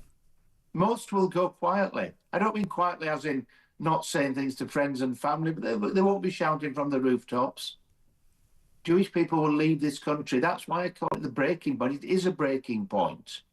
We've reached that point. Whether the Jewish community has a future in our country. And if we don't give them the safety and security that they need, then they'll vote with their feet. I think, Lord Man, I think we're at a seminal point. It's my favourite phrase. I think we've reached a seminal point via the silent majority in many things right now. Economics, immigration problems, defence problems, all sorts of problems. But this is abhorrent. This is so unlike... It's wrong phrase, my friend, but I'm beginning to feel ashamed of how my country is, and I'm as patriotic as they come. I'm 60 years of age, and when I see stuff like this, I mean, let me ask you that question again. Starmer isn't able to use the word radical Islamist. He refuses to say that in a press conference. You can use that, though, can't you? You've said this morning that that is part of the problem. It is part of the problem. Of course it's part of the problem. Self-evidently part of the problem. I'm going into the Muslim community today, and I'll be very polite but persistent in challenging people on what they're doing. And I won't be going in aggressively. No. I won't be going in with any media or press. I'm going in myself and saying, what are you doing? Because this isn't going to help the Muslim community in this country either. Do you think that... I mean, this is something I've said a long time because I have many Muslim friends as well, right? Do you think that the Muslim community should be more vocal about radical Islamists? Because I do. Of course it should, because it's undermining the majority of people in this country are not violent, of course. No. Majority of Muslims are not violent, of course. And they're being undermined by the extremists. It's their fight as well. Samara was telling... I'll be encouraging them to play a bigger role in that fight today. Samara was talking earlier about, and she was down there yesterday at the scene, our reporter, about the problem in Great Britain of sleeper cells of Islamic radicals who are spreading, and you touched upon schools, but hatred in so many ways. If you were the government's, let's just say you were the government minister in charge of this problem, and I think it's that big, would you ban the marches, the hate marches? Some of them, yes. It's not just one minister, this is across government. This is multifaceted. That's not an excuse. That's the reality. So it's not just one. And the last thing government should do is hone in on one minister and say, well, you're responsible, you sort it out. This covers health, this covers education, this covers the internet, this covers the business sector, this covers the charity sector, this covers policing, this covers counter-terrorism. This is all across government, a single government approach. And a consistent approach. What do you mean what do you mean by some? Because hate's hate, isn't it? Yes, it is. Yeah. You said some marches I'd ban. What hate march is a hate march, isn't it? You've got to define what the hatred is within it. You know, we're a free country. We're not going to go into a state of people can never say what they think. It's but about if you're calling for the if you're calling for the obliteration of a race, the extremists. No, absolutely. But if you're talking about the I mean, we've got a mayor of London who's used the phrase. If people are shouting from the river to the sea, which is calling for the extermination of a certain race, that to me is pure hatred and should be banned. Yes, and it is stopping the extremists. Do you think this the government is about stopping the extremists? Yeah, how do you define? How is the government at fault that they don't seem to be able to define what an extremist is, or they won't actually acknowledge what an extremist is for fear? And I'm not trying to put you in a difficult position, for fear of upsetting a certain type, a certain group, a certain religious factor, a certain. Doesn't matter. To me, I was trying to say earlier, John. Right and wrong should supersede politics in this. For any group, in my humble opinion, simply because of where they come from or what their beliefs are, to be in fear of their lives is so immoral and so abhorrent. I would have expected the last government, and you make a great point, and this government, to be down on this like a ton of bricks, but seemingly no, not at all. And it's dangerous for the future of the country. But we need precision. Precision in tackling extremism. If it's vague, it's not going to succeed. Precision. Precision means ban the IRGC. Precision means identify what is extremism in what is said and stop that. And be hugely precise in how we do it. But be consistent. You know, I went around the Jewish community with the Board of Deputies, with Penny Mordaunt. The biggest single demand from ordinary people in the Jewish community was consistency of approach by government, by the police, because they felt they weren't seeing a consistency of approach. Why is this person arrested and not that person? What we want is a consistent approach. What I'm hearing from the senior levels of the police in London is far more encouraging than I've heard for many years. But I'm not hearing that across the rest of the country. When you talk when you talk about consistency, I think it's just let me say this because I think it's really important, and I've got some breaking news.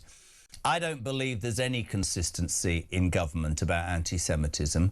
I think that they run around like headless chickens, concerned about who they're going to upset. I've said for a long time, it seems to me that politicians nowadays rule by what a focus group tells their spad to tell them what to say. From the heart, as a Brit, right, this is disgusting.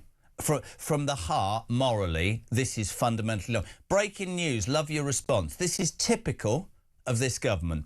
Breaking news in the last 5 minutes on Talk Breakfast. The government has just announced, Lord Mann, £25 million extra funding to protect the Jewish community. Your response? Well, I've been demanding extra money. The reason I've been demanding extra money is that some buildings are not protected.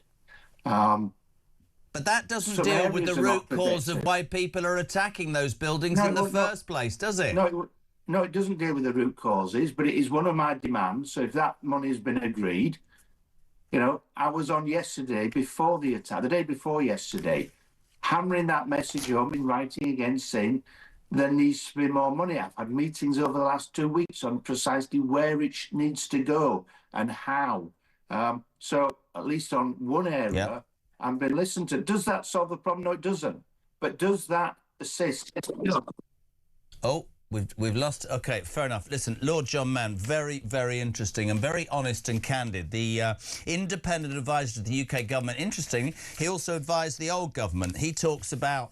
Well, he's very honest. He says, I can only make recommendations. We broke the news just then that one of his recommendations, the government has just announced a £25 million increase of a fund to protect the Jewish communities. But in my humble opinion, that doesn't even deal with the ideological problem. Why not ban the IRGC, the Muslim Brotherhood? Why not deal with the hate marches that are spewing this hatred that's basically saying we want to get rid of the Jewish community? That will inspire, wrong word, but people like that suspect or alleged attacker yesterday, the British national born in Somalia, to walk down a street in daylight with a knife and stab 2 Jews who were just going about their daily right. And I'm going to go on and on about this. Keir Starmer will not use the word radical Islamists in any press conference. We need to be able to talk about this. This is not a mirror image of the Muslim community at all. There are millions of Muslims in this country who live peacefully and are successful. I want to hear why they're not calling this out, right? There's so much more to this than, oh, there's £25 million. You protect your synagogue. No, you should be able to go to your bloody synagogue without having security guards and police outside. That's the problem. Talk breakfast.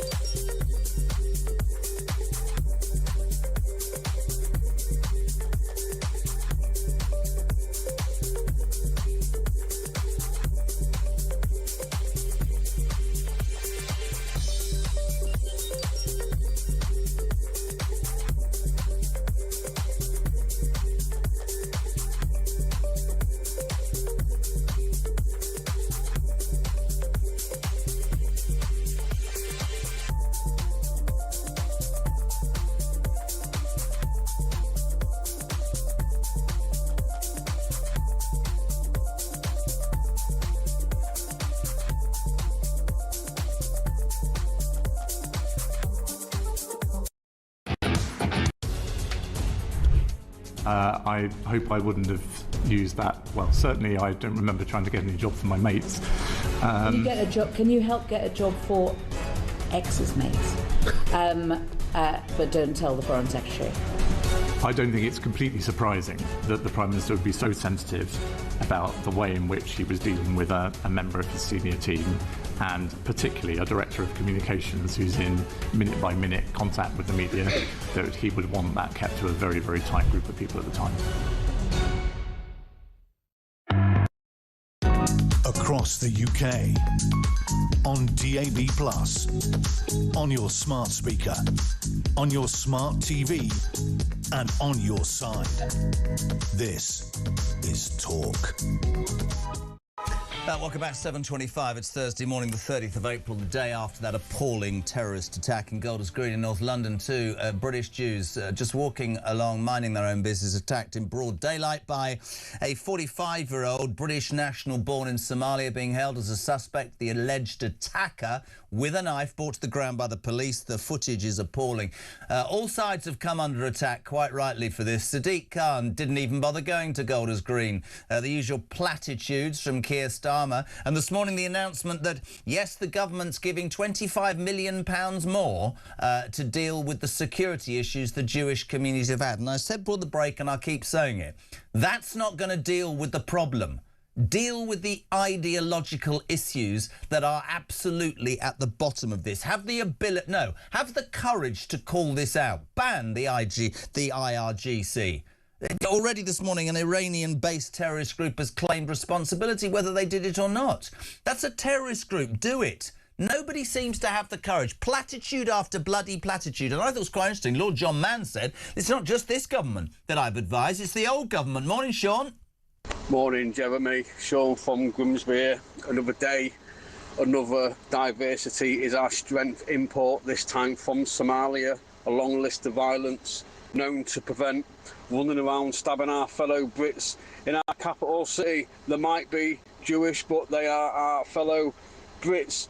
And we get told that middle-aged white people are the problem for not wanting these people here. Well, I don't want these people here, Jeremy, and I fear that just like a couple of weeks ago, I'll be here again in a couple of weeks, leaving another voice note about something just the same or even worse, Jeremy.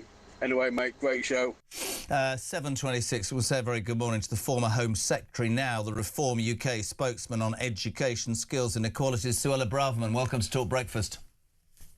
Good morning. you and I know each other, and I've been very vocal this morning for a reason, and I'm also very honest to you, and you're honest to me. Lord John Mann, the government's anti-Semitism advisor, said that he told the old government, as well as this government, that this just let's give money for security was never the issue, that ideology needs to be attacked. Why didn't the last government, in your opinion now, Suella, do that? It's a great question, Jeremy, one that I've asked myself many times. And as you'll remember the events in 2023, I was Home Secretary after October the 7th, yet hate marches were taking place almost every week. Hundreds of thousands of people were chanting jihad on the streets of London. They were firing flares. They were scaling the war memorials. And as Home Secretary, I got exasperated, to put it politely, with the Met Commissioner. And we were approaching Armistice Day. Another hate march was planned for Armistice Day. I was urging the Met Commissioner to ask for those to be banned. The Home Secretary has the power to ban those marches only if the Met Commissioner asks her to. And he didn't do that. I didn't get any support from any of my Conservative cabinet colleagues, Rishi Sunak, Kemi Badenoch, all of them ran a mile. And I lost my patience and I blew the whistle. And I went public about the failure of the Met Commissioner to police the hate marches, the failure of the Met Commissioner to tackle anti-Semitism. What happened? Instead of backing me, a Conservative Prime Minister sacked me for speaking up for the Jewish community and speaking up against anti-Semitism. I'm afraid Kemi Badenoch was part of that problem. So I don't know what more I could have done. I wanted to... I put my head above the parapet. Suella, you did, and I wanted... and get the hate marches banned, and I lost my job for it. I wanted... Let me... Had the government then acted to ban those hate marches, I doubt we'd be having this conversation today about Jews being attacked in Golders Green on almost a weekly basis. I'm glad that I asked you the question because I wanted to get that out there. And for me now, this morning, and it's great to have you here, it is beyond this now. We had Lord John Mann saying that successive governments have been told it's no good just throwing money. I mean, you heard my exasperation then. Oh, there's £25 million to protect your synagogue. No, because you're Jewish... and you're going to your place of worship, you need to be defended. This is ideological. This is in schools. We were talking earlier about sleeper cells, and as the ex-Home Secretary, you'd know this. Radical Islamic sleeper cells, there's stuff all over the papers today, and every single broadsheet are around in this country, and they are spewing their rhetoric, be it in marches, be it in schools. We've got successive governments, and I accept what you said there, that won't ban the IRGC or the Muslim Brotherhood, prescribed terrorist groups by almost every other country, and a Prime Minister, and this needs to be said, who in no press conference will use the word radical Islamist, and we know why that is, because he's terrified of alienating a certain group of people. Now, to me, that is, on both governments, that's not leadership. That's saying to 250,000 Jews, you're irrelevant. My political safety, security is more important than your security. That's appalling, Suella. It's appalling levels of cowardice that we're seeing from our leaders. And as I said, it's both Conservative and Labour who are to blame. We've got a Met Commissioner who's totally out of his depth, who's basically in hock to Sadiq Khan as well. And so all of these people, these individuals, bear some of the responsibility. And you're absolutely right, Jeremy. This goes beyond the hate marches and public order policing. This is about anti-Semitism in our schools. I've seen examples of anti-Semitic material being disseminated in schools. You go down some areas and there are more Palestinian flags flying around the schools and the areas than British flags. It's anti-Semitism in the BBC. I mean, no one has taken any responsibility for almost institutional levels of anti-Semitism. Anti-Semitism in the NHS, in the judiciary, on campus, at universities.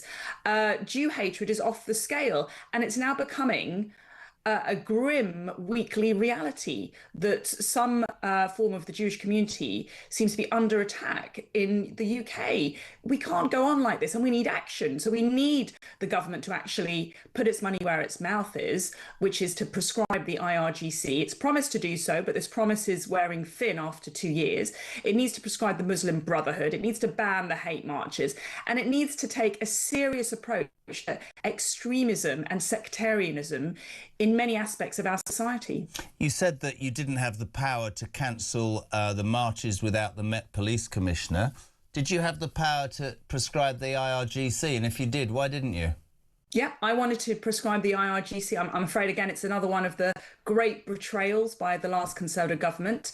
And I wanted to prescribe the IRGC. And yet, we know how the story goes. Prime Minister Rishi Sunak and other members of the Conservative cabinet refused to support me. You can't act unilaterally. I couldn't just go off and do it by myself. You need all the cabinet to agree, and no one else in that cabinet agreed that we needed to prescribe the IRGC. Some of those people are now leading the Conservative Party today, so don't believe them when they say that they take this issue seriously. When they had the opportunity, when they had the power, they did utterly they utterly failed to do anything to tackle anti-Semitism. Isn't it interesting? We sit here today and we're asking, is Starmer fueling anti-Semitism? But listening to Lord John Mann and you, this goes back further, and there are certain people from the ex-Tory government who could also be accused of fueling anti-Semitism, Suella. Yes, these attacks these are not isolated attacks that we're seeing. This is almost every week now, and obviously we saw the tragedy of Jews being murdered in Manchester not very long ago. And there seems to be a targeted operation now on the Jewish community. This can't be ignored or dismissed as an isolated incident. This is a pattern. It hasn't arisen out of a vacuum. There is a cause. And the cause is out of control anti-Semitism, tolerated anti-Semitism, going back, I'm afraid, to the marches starting after 2023. But even actually before that, you remember the convoy driving through London, I think it was during lockdown, but 2021, where anti-Semites and Islamists were threatening and abusing and harassing members of the Jewish community. Nothing was done. We get packages of money thrown at the Jewish community, and it's something the government to do, but it's wholly insufficient, and it's trying to shut the door after the horse has bolted, frankly, and doesn't address the root cause that I was setting out. Is Starmer fueling anti-Semitism? I don't think he's doing anything to deal with anti-Semitism, and the complacency, the inaction, and the attempt to gaslight the British people and the Jewish community is appalling, and they all should be ashamed of themselves. They're doing absolutely nothing whilst Rome burns, in effect, and members of the Jewish community are living in fear. Many of them are leaving the country, and nothing is happening. And had this been attacks on another minority group, Asian people, black people, other minority groups, there would be national outrage. It would be declared as a state of emergency. And yet, because it's the relatively small Jewish community, political leaders feel that they don't really need to do anything about it. How sad is that? Is that why? I mean, should he use the phrase radical Islamist? Well, yes, radical Islamism, extremism is very much at the root of these attacks, and whenever these attacks are declared as terrorist attacks, that's a reflection of the Islamism that's motivating them. We have too much of it in our country. It's been tolerated, it's been indulged, and this government has done nothing to stamp it out, and it's a crying shame. It's really interesting to have you. I know you came on to talk about something else, and we'll talk about that in a minute, but because you were there, and I didn't know until this morning that this, I mean, I knew it was an issue, a massive issue, but that it hadn't gone back as far, and it's interesting to get your take on that. Just very quickly, where do you think this ends? I'm afraid I am not optimistic. And I wish I could give a politician's answer and say it's all going to be fine, but I've got to be brutally honest. I have been honest for several years. Back then in 2023, I said to my Conservative colleagues, someone's going to get killed if we don't take action, if the police don't step up. And I am sick to my stomach that I've been proven right. And I fear this is only going to get worse. Unless the government acts, unless they take very clear steps. And they're very straightforward. Ban the IRGC, ban the Muslim Brotherhood, ban the hate marches, have a zero tolerance approach to anti-Semitism, discipline those professionals who are getting away with racism. Anti-Semitism is racism, pure and simple. And yet it is allowed and permitted in this in this distorted society that we're living in because of very poor leadership. Couple of other quick things. I don't know how you feel about this. Yesterday in an interview, your leader, the man you defected to because of the deficiencies of the Tory party, has opened the door to coalition with the Conservatives. Farage asked when he would consider such an arrangement. He said, let's see, which is in stark contrast to a year ago when he said, I've no intention of ever forming coalitions with that lot at any level. What's your response to that this morning? Well, I think lots of journalists have picked up a phrase and read a lot into it. First of all, I think talk of coalition is highly premature. We haven't even had the local elections, let alone the general election. And so none of that is relevant. And so I don't really think it's a material issue right now. And secondly, I'm very much against any kind of agreement with the Conservatives. I don't trust any of them, really. Or no, I mean, there are some of them I trust, but as a party, I don't trust them. They failed the British people in a grotesque way. They said they would cut immigration, and yet it rose to unprecedented levels. They said they would stop the boats, and yet they utterly failed to do what was necessary. They said that they would tackle anti-Semitism, and yet when I told them to ban the hate marches, they sacked me. They said that they would deal with extremism, and yet they refused to ban the IRGC. And there's a longer list of failures. So they don't and many of the same people are running the party today. So I don't trust them with a barge pole. I wouldn't go near them with a barge pole, and no pact for me. What about if the only way to keep out, not my phrase, but others, the loony left in 3 years' time because of how fragmented this country has become, that the only way to keep out a returning Labour government backed up by Polanski and Davey and the rest of the cohort would be to bang everybody's heads together? Surely that would be for the right of the country. The electoral reality, and we'll see it in for real next week, is that the Conservative Party is dying. It is it's going backwards since Kemi became leader. It cannot win a general election. Anyone who has some kind of sentimental nostalgia about the Conservative Party needs to get real, because the threat we face is exactly as you set out. We face a loony coalition of the Greens and Labour and all sorts of odd parties on the left. The only party to stop that is Reform. And so if you are I get that, but what if the figures, just genuinely, it's really fascinating. I'm so glad to have you on. The figures have plateaued over the last 12 months. Reform, yes, they've led in 271 polls, but it was riding high this time a year ago at 31. It's about 26, 27. What if, I know it's all, what if, but I'm fascinated. In 3 years' time, Reform are polling at 26, 27. Labour and the Tories and the Greens are at 16, 17. And the only way, because you won't have enough, let's say, to be a majority government, if this happens, the only way to keep out what you describe as the loony left is to bang your heads together with the Tories. Surely, for the sake of this country, Suella, all of you will put aside whatever hatred you had. The Liberal Democrats and the Tories did it to do right by the country. Well, first of all, I believe Reform can win an outright majority. And, I think, again, after May the 8th, we'll see that, because in Wales and Scotland, the Conservatives have, their vote is absolutely decimated. They've been reduced to, leafy home county seats. That's not a national party. It's not a party that speaks for the United Kingdom. And secondly, I do genuinely believe this, that if you are a right-winger, if you want secure borders, if you want fiscal prudence, if you want common sense and patriotism back to our country, vote Reform. We are the only party that can stop that loony left coalition. If you vote for the Conservatives, you're letting Labour in. It's a wasted vote. You're throwing away your vote. We are the only vehicle to turn this country around in a real and meaningful way.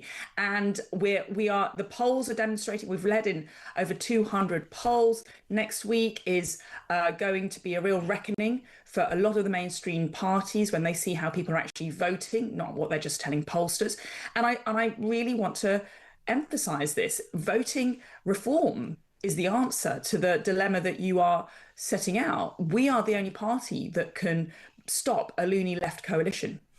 It's great to have had you on, and bless you. Can I just credit you, because this lady came on this morning to talk about reform will prohibit foreign nationals from accessing student loans. We'll have a couple of minutes on that now, but it was too important, the anti-Semitism debate, Suella, after everything that happened yesterday and your experience as Home Secretary, to get your views on that. Let's talk quickly. Reform, if elected, will prohibit foreign nationals from accessing student loans. Tell me more. Right. Well, we've got a broken university system. Of course, we've got some of the best universities in the country, but we've also got some very poor performing ones. And despite offering low and poor outcomes, they're still making money because of foreign students who come in, pay higher fees, have lower entry requirements, and there's no limit on them. The last Conservative government opened the floodgates to foreign students. But what's worse about this, Jeremy, is that hundreds of thousands, about 300,000 last year, international students are taking up a student loans which are paid for by the British taxpayer. This is unfair, and this ends under reform. And so we would ban all foreign students from taking up a taxpayer-funded student loan to fund their studies at a UK university. That would save about £2 billion a year, money that we can divest and invest into our British young people who are currently drowning in student debt. The system is broken, and this is one of the first things that we would do to fix it. Fascinating. Listen, please come on more. You've been difficult to get, but we really appreciate your time, Suella. Thank you very much indeed. Suella Braverman, ex-Home Secretary, talking about the horrors of Golders Green there and her view, and a very honest and candid answer there. A lot of people will say, oh, she did. Let's give credit where credit's due, because you know me, I do, right? She did say all of those things, and she did get sacked. Whether you agree with where she is now or not, she did talk about anti-Semitism. She did try and ban the IRGC, and those aren't platitudes. Those are facts, and it cost her political career in the cabinet. 0344 499 1000. Text to 87222. Busy show. Back in 3.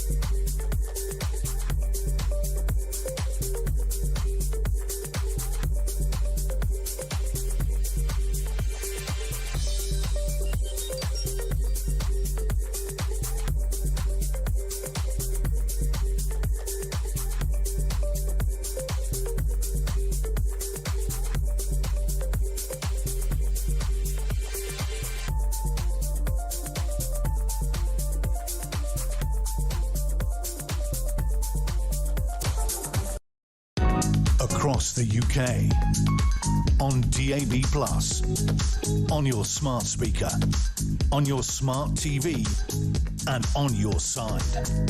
This is Talk. Welcome back, quarters to 8. We're live across the United Kingdom. JK on Breakfast to Talk, the home of common sense, the home of the alarm clock Britain. Jewish hatred is out of control in the UK. Those two poor Jewish men stabbed and fighting for their life yesterday in Golders Green, broad daylight, by a suspect or alleged attacker, a British national born in Somalia. Some of the footage is absolutely... it's abhorrent to me. It is what you want to talk about, but you want to talk about anything else? 0344 499 1000. Bill says, so Starmer has just, we broke this news, allocated £25 million to secure the British Jewish community. So he says, divide the 25 million by the numbers of Jews in this country, and that works out at £100 a Jewish life. To me, it is really, really simple. It's not about money for security. It's about dealing with the ideological base of why this goes on. We're delighted to be joined by the ex-chair of the Jewish Leadership Council, Jonathan Goldstein. Jonathan, we haven't got all the time in the world, but welcome and thank you for taking time to come on Talk Breakfast. We've had a huge debate from 6 o'clock. I've said my piece repeatedly. What's your response to 25 million quid from Starmer to secure Jewish communities this morning? Look, Jeremy, two things can be true at the same time. We're appreciative of the support from the government in terms of defence and security expenditure, but we all know that's not the answer. We cannot build walls high enough. We cannot have enough security guards. We cannot protect our community unless we deal with the base issue. And the point that you made before, I would completely endorse. We understand in this country, and we've been banging on about it for years now, that there is an unholy alliance between the radical left and elements of the Muslim community which have been politicized, and there has been a serious level of anti-Semitism within that community. Jonathan Hall, the independent purveyor of terrorism legislation yesterday, said that there is a national emergency. The biggest national emergency since COVID is what he said about anti-Semitism. 100%. Yeah. And that is the way this has to be dealt with. And until all people from across the political spectrum wake up and understand that this is not just an attack on the Jewish community, this is an attack on British values, then we will be in a repeat mode. And I'm afraid to say that when you look across the political class, there are very few people prepared to stand up and call it for what it is.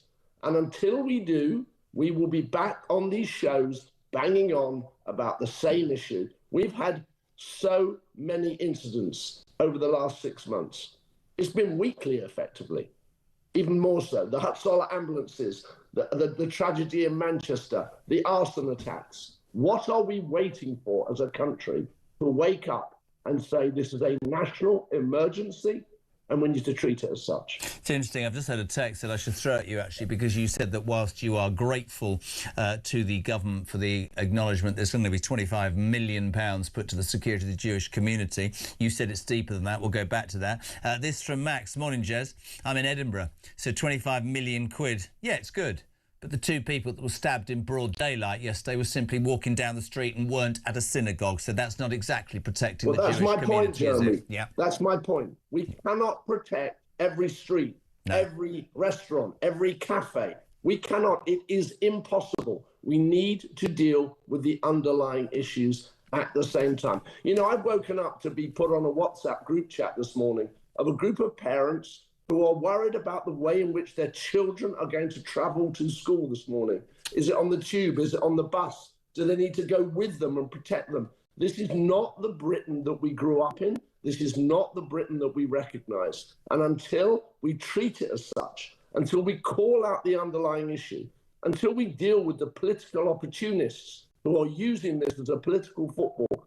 And you know, I'm sick to death of reading the pronouncements on X from this and that politician saying how they have sympathy with the Jewish community and at the same time fomenting hate and using it as a political football. The time for that is now over, and that is across the political class. I couldn't agree more. I've been vocal to the point of non-stop. I find it, I don't understand, and I'm being completely serious with you, I don't understand how Jonathan, I mean, I find all racism abhorrent, but it worries me that 250,000 people in this country, simply because of where they came from or what their religion or anything at all, are being treated in a way. And I wish the message. I'm with you about the ideology. We have to ban the IRGC and the Muslim Brotherhood. Ban hate marches to get in the schools and stop this vile spewing. But and we need politicians that are brave enough to do that. But we also need to look at the fact that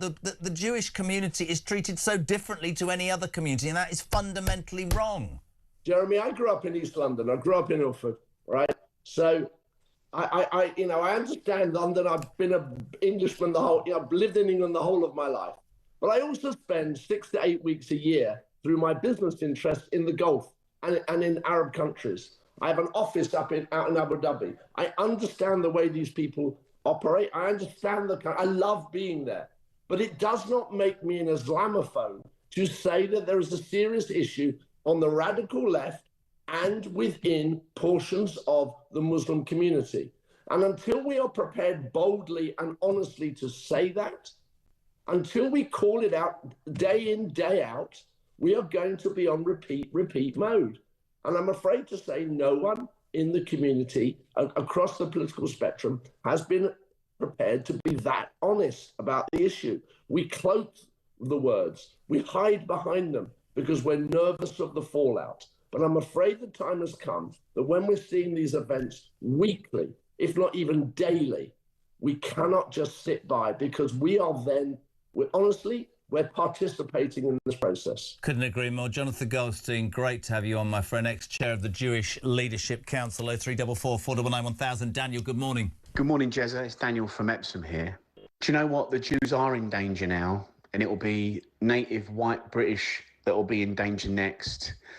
And the main reason for this happening is we've had far too much mass immigration from the third world, particularly the Islamic third world, and it's ruining our country. It's destroying the fabric of our society.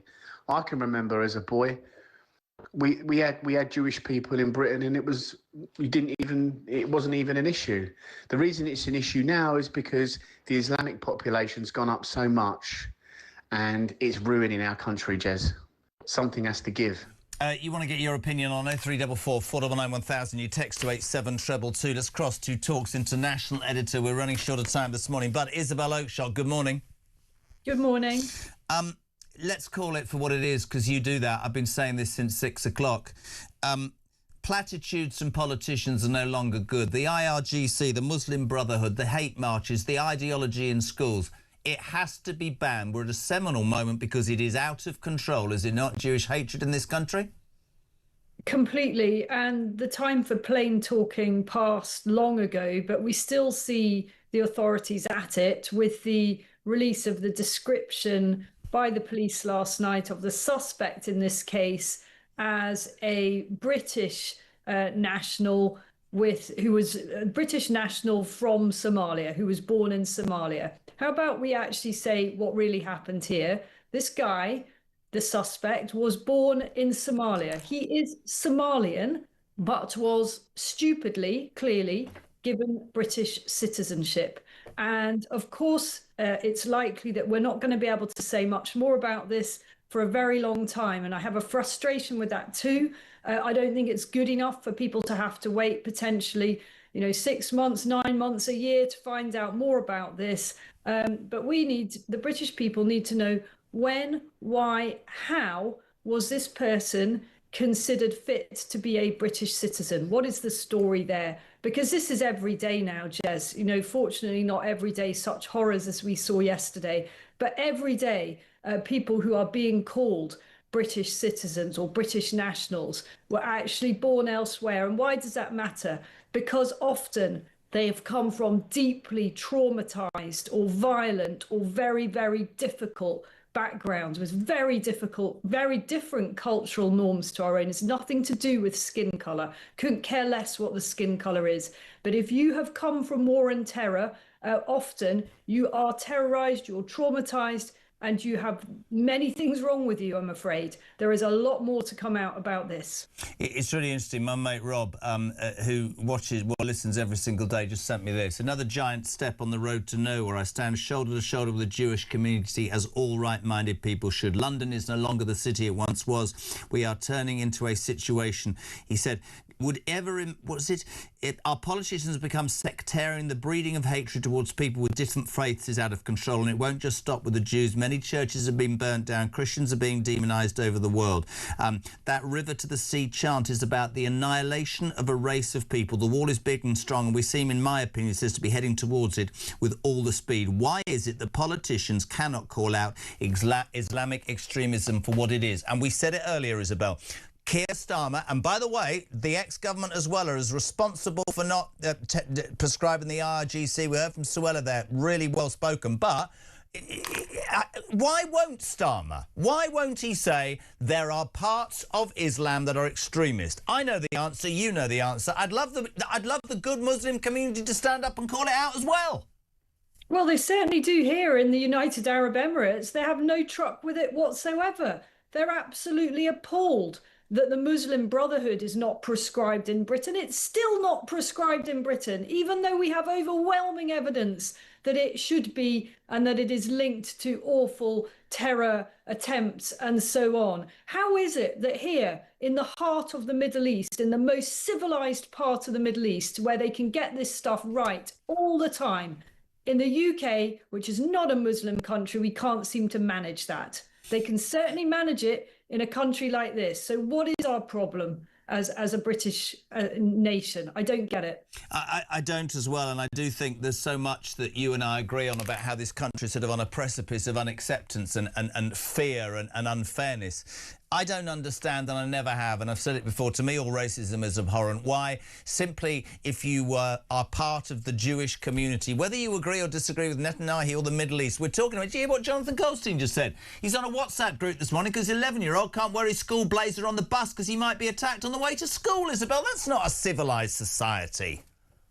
What that is a society that is driving out Jewish people, and they are British Jewish people. Let's be clear, they're not something other. They are British citizens, and I wouldn't want to be bringing my children up in that environment where they couldn't wear their school uniform, where they couldn't wear their religious symbols, whatever is important to them. You know, so much for the tolerance and diversity that Keir Starmer and his cabinet constantly go on about. It's an absolute fiction. What we've become is so tolerant that we are now tolerant of the intolerant. And what actually is flourishing in Britain is a really evil form of divisiveness and hatred. And I hold the Prime Minister partially responsible for this personally. And I will say, as exhibit number one on that, his completely stupid and unnecessary tweet on St. George's Day, which was deliberately provocative and inflammatory. This is not a government that truthfully promotes unity of the British people or our combined and common identity as British nationals. And that flag has got to go, by the way. That Palestinian flag, forget it. We've got to a point now where we have to do something really symbolic, and people might not like it, and it might be seen as radical in a Western democracy, although, by the way, plenty of other proud Western democracies do this. It is time to ban the waving of the Palestinian flag on our streets. Isabel Oakeshott, not much time, but as ever, straight to the point. Thank you very much indeed. The news at 8 and Sarah Vine next on Talk Breakfast.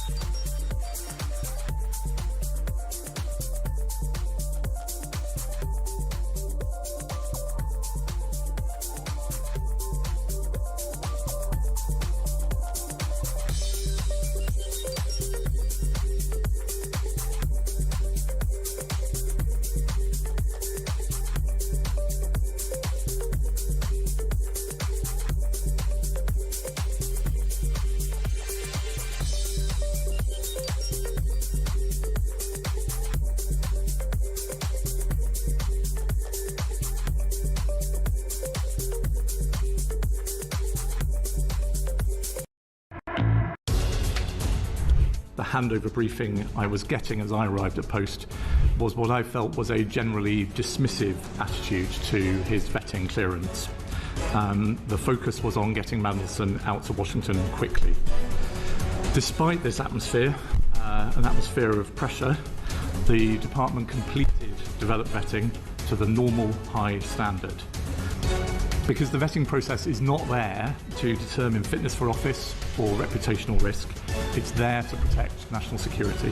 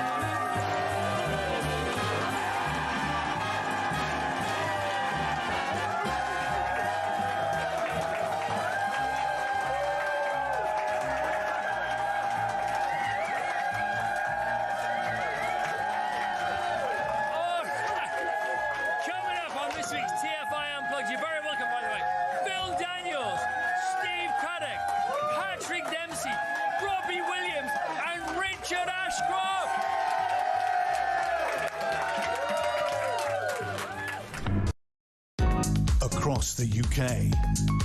On DAB+, on your smart speaker, on your smart TV, and on your side. This is Talk.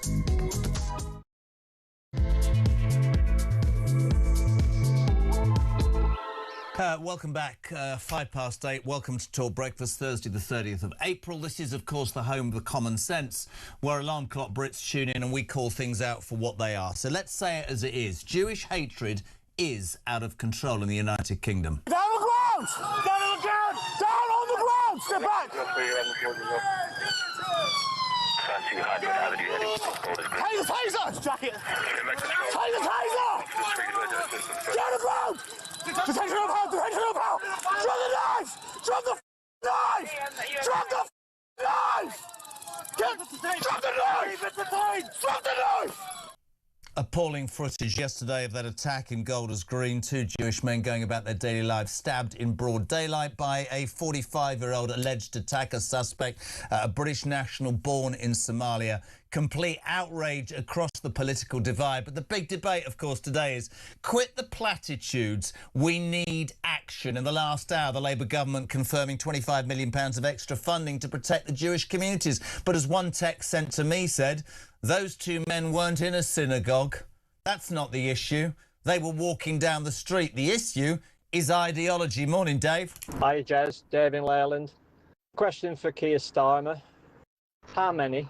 What's your number, mate? How many has to die before you finally do something? Loads and loads of response. Mark says, you keep saying, Jez, that everyday good Muslims in the UK share the condemnation. Why don't they say it? Jeff in Durham, listening to Suella Braverman today on Talk. She's what this country needs. No nonsense, straight and to the point. Jez says, Paddy in Andover. This is really interesting because many people will say, let's just be perfectly honest, just lay it out there. You've never heard Keir Starmer, and I'm criticising the ex-government as well. You've never heard them use the word radical Islam because they're terrified. Nobody's thought that it would be a good idea to ban the IRGC or the Muslim Brotherhood or ban the marches where people spew hatred against 250,000 innocent people who just so happen to be Jewish. Forget what's going on in the wider world. These are just people going about their days. Their kids can't put on a school uniform and go to school on a bus for fear of being attacked simply because they're Jewish. Time and time again. And the fact of the matter is, what Starmer is guilty of is he's pandering to a vote. I think Paddy in Andover is really interesting. Labour might as well have dropped their appeasement policy if they've got any intelligence, and if they don't, they'll find out in a week that they've already lost the Muslim vote to the Green Party. It is 8:06. Delighted to be joined. I love this lady, author and columnist for the Daily Mail. Sarah Vine, good morning. How are you? Good morning. Did you have a nice holiday? I did. It seems now a distant memory. You have always been somebody that I've read because you say it how it is. And cutting through the usual whatever this morning and listening to Starmer's government announcing £25 million extra funding and absolutely listening to Azar, who said he tried to tell the last government the same, we've reached a seminal moment about our poor Jewish community, haven't we, Sarah? It's disgusting. Yes, but this is not about money. It's extraordinary that this is how the Prime Minister responds, by throwing taxpayers' money at a situation that is really of the left's own making. The Labour Party and the far left, and I would include now the Greens in that, have had a problem with this for a very long time, and they have done nothing about it. If you go back to Jeremy Corbyn and all of that kind of stuff, people being expelled from the party, people getting into terrible trouble over this, there is a really nasty underbelly in the left in this country, which is fundamentally anti-Semitic, and they vilify the state of Israel, and they use so-called Zionism as an excuse, but really that is what it is. It is simply anti-Semitism. And, people like me have been saying this for years and get into terrible trouble and get called all sorts of, terrible names. But it's just, it is just what it is. And we've been calling it out. They, as you said earlier, they don't have the guts to do anything practical about it. And now we're in a situation where people are being attacked on the streets of Britain. It is no longer safe for Jewish people to go about their business on the streets of Britain. And honestly, Jeremy, I don't know why anyone is surprised. I mean, I noticed that Zara Sultana, the MP, has been tweeting, oh, isn't it awful? Well, I mean, this is the same Zara Sultana who was filmed recently, you know, globalising the Intifada with a load of pro-Palestinians. What do you expect if this is how you behave? And it's really interesting what you said as well, because, of course, calling it out as it is, and you've always done that, you will be the subject of people saying it. I decided long before 6 o'clock this morning to call this out for what it is. Let me give you some facts here, which is interesting. There are 257,000 Jews in the United Kingdom and 4.3 million Muslims. Now, if you go with the approach that, you know, there is a part of there are radical extremists inside the Muslim faith, right? Couple of questions for you. Why won't Starmer ever use that phrase? Is it because of an electorate who have moved to the Greens? I don't know. Why is the Muslim community? Because there are millions who live peacefully. Why don't they call this out, in your opinion, either? Well, I suspect because moderate Muslims are just as scared of these nutters as everybody else. I imagine that's the case. I have quite a lot of Muslim friends who are not extremists, and they also feel quite intimidated. Yeah. It is a culture of bullying. It's very similar to what happened with the whole trans movement, which was that it was totally captured by a minority of really aggressively radical people who absolutely would not tolerate any questioning of their dogma. And you talked about Graham Lynham was mentioned on the news earlier in your bulletin. He's a classic case of somebody who was just actually not saying anything that unreasonable, but because it didn't chime with what these people want everybody to say and agree with it, they went after him and they destroyed his life.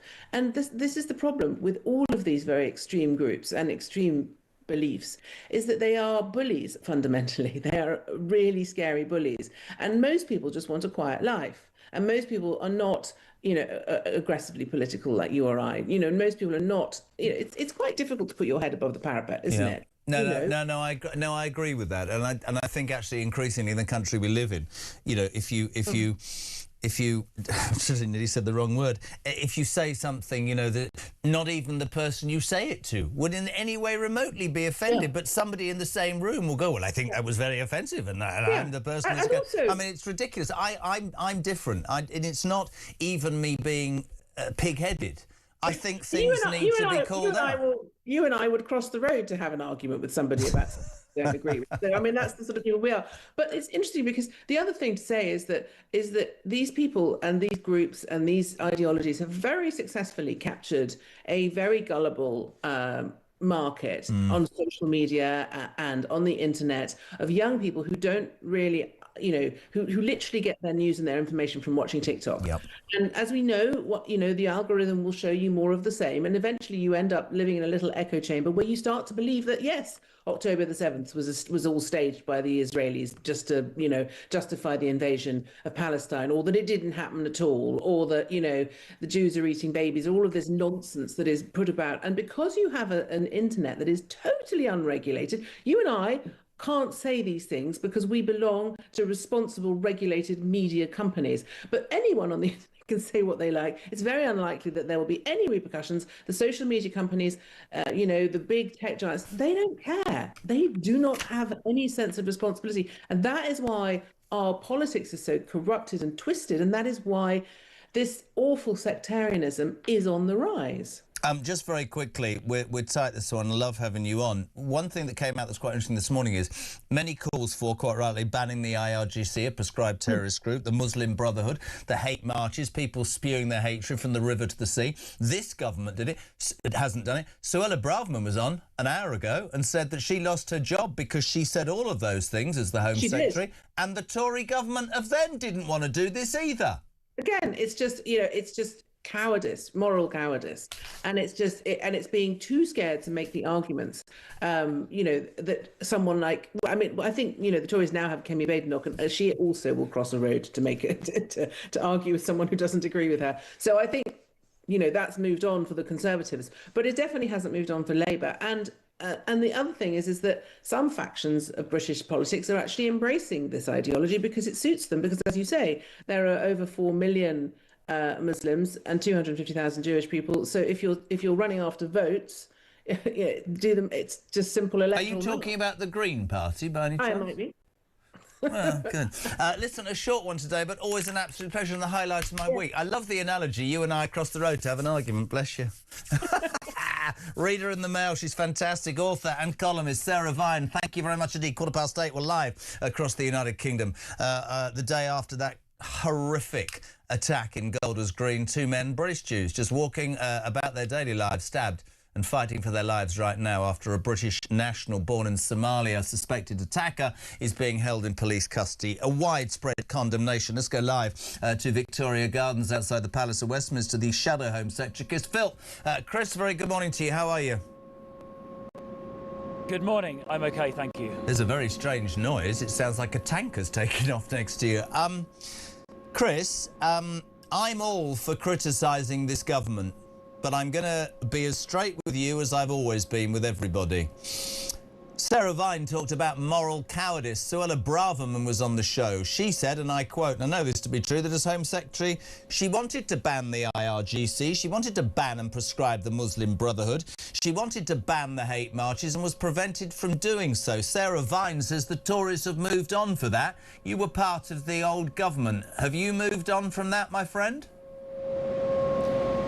Well, I mean, obviously Suella was Home Secretary and she'll have to obviously offer her own views as to what she did or didn't do at the time. I can just speak for the Conservative Party today, and we should definitely be banning the IRGC, the Iranian Revolutionary Guard Corps, because as the European Union have done, and America and Canada and Australia and many others, because they are organising terrorist acts around the Middle East. For example, they support Hamas, but also because they've been organising, and the Iranian regime, the Islamist regime, has been organising anti-Semitic attacks here in the UK. I don't know about the one yesterday, but certainly other ones have been organised by Iran. So we should be banning the IRGC. And we, by the way, we Conservatives would support the government to pass emergency legislation enabling that. That would only take a couple of weeks to get through Parliament when Parliament is back on May the 13th. And while they're at it, the government should also be expelling every single Iranian agent in the UK and pretty much all of their diplomats because they've been organising these attacks. We did that to Russia after the Salisbury attack. I really don't know why the government haven't done it now. Apparently they've had a stiff conversation with the Iranian ambassador, but that is frankly not good enough. We both know, and I had a really interesting text earlier, that there are many good Muslims who live in this country, but the radical Islamists are a problem. We have a Prime Minister that won't call them out. We have an ex-government that won't call them out. People need to face up to the reality, because the abhorrence of a society... This is my humble opinion, Chris. 257,000 people simply because they're Jewish, because of their creed, whatever you want to call it, their religion. Can't even allow their kids to go on buses. I heard from Jonathan Goldstein this morning, because an 11-year-old will be verbally attacked. Can't walk down the street. It's a shame on this country, my friend, and you are right. And by the way, when you said, Parliament's in recess, you're working. If the Prime Minister had a pair, he would recall Parliament tomorrow and he would vote through, as he managed to call a 3-line whip when he was trying to save his own backside this week, and do something, because I'm utterly convinced that this is a really important moment, because people are becoming... It's not that people are...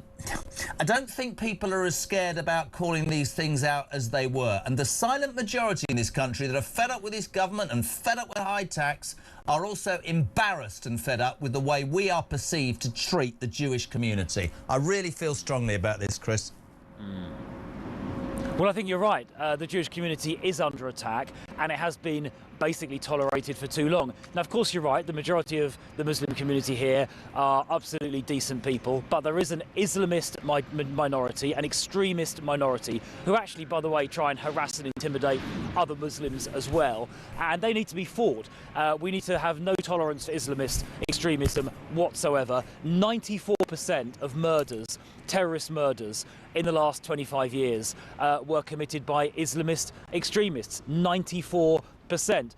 we have been importing extremism into this country. That has to stop. I mean, the man that committed the murder yesterday was born, for example, in Somalia, and the attack yesterday, sorry, was born in Somalia, and we need to take people who are not British citizens, who are guilty of anti-Semitism or supporting extremism or terrorism, and deport them. And actually, if there are British citizens who are dual nationals or who are entitled to a citizenship of another country, if they are anti-Semitic or express racist or extremist views or support for terrorism, we should strip them of their citizenship and deport them as well, because it's not acceptable that we have been allowing people into this country who bring those views with them. It has to end. But just a Soft question, measures, half measures, warm words are no longer enough. Completely agree, but who allowed this British national born in Somalia into this country? Who rubber-stamped his passport? Do we know when he was allowed in? I don't.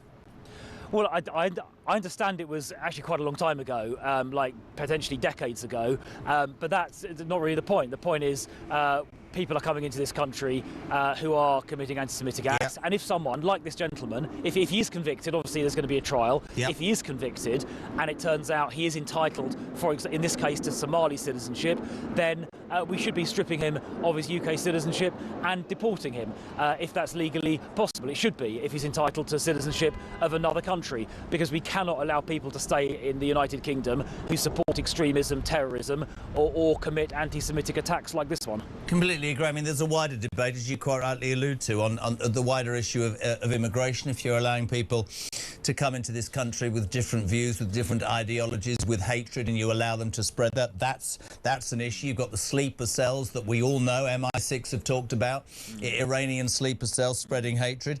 And I go back to it, the IRGC and the Muslim Brotherhood, banned by almost every other country, but not this bloody country, and hate marches where if you allow people, I mean, I get lost in this a bit, Chris, and I'd love your take on this. I get lost in the, freedom of speech is really important, but you're walking up and down London shouting from the river to the sea, organising a march which is basically calling for the annihilation of a race. That is hatred. That's not freedom of speech, is it?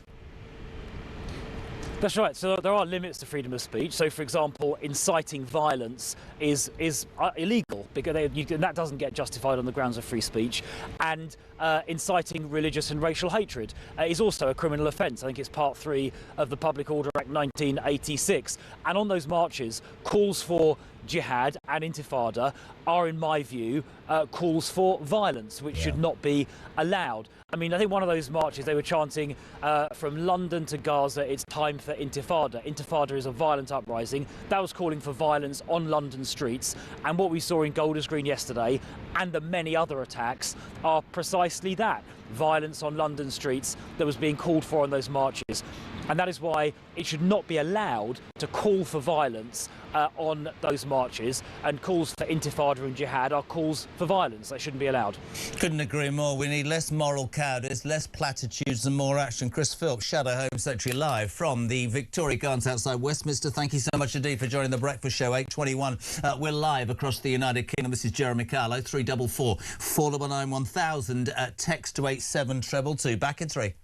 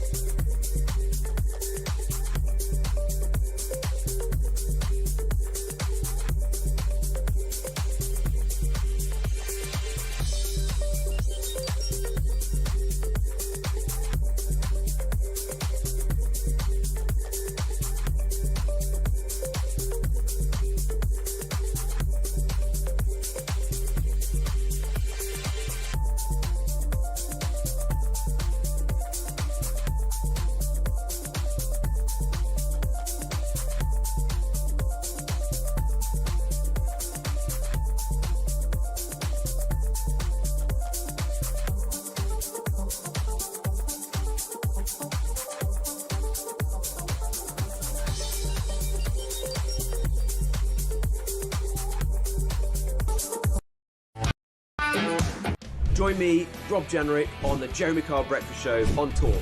There's a lot of harm happening in the country right now. People feel like the country's in a mess. Why is it so difficult for this Labour government to just say what a woman is?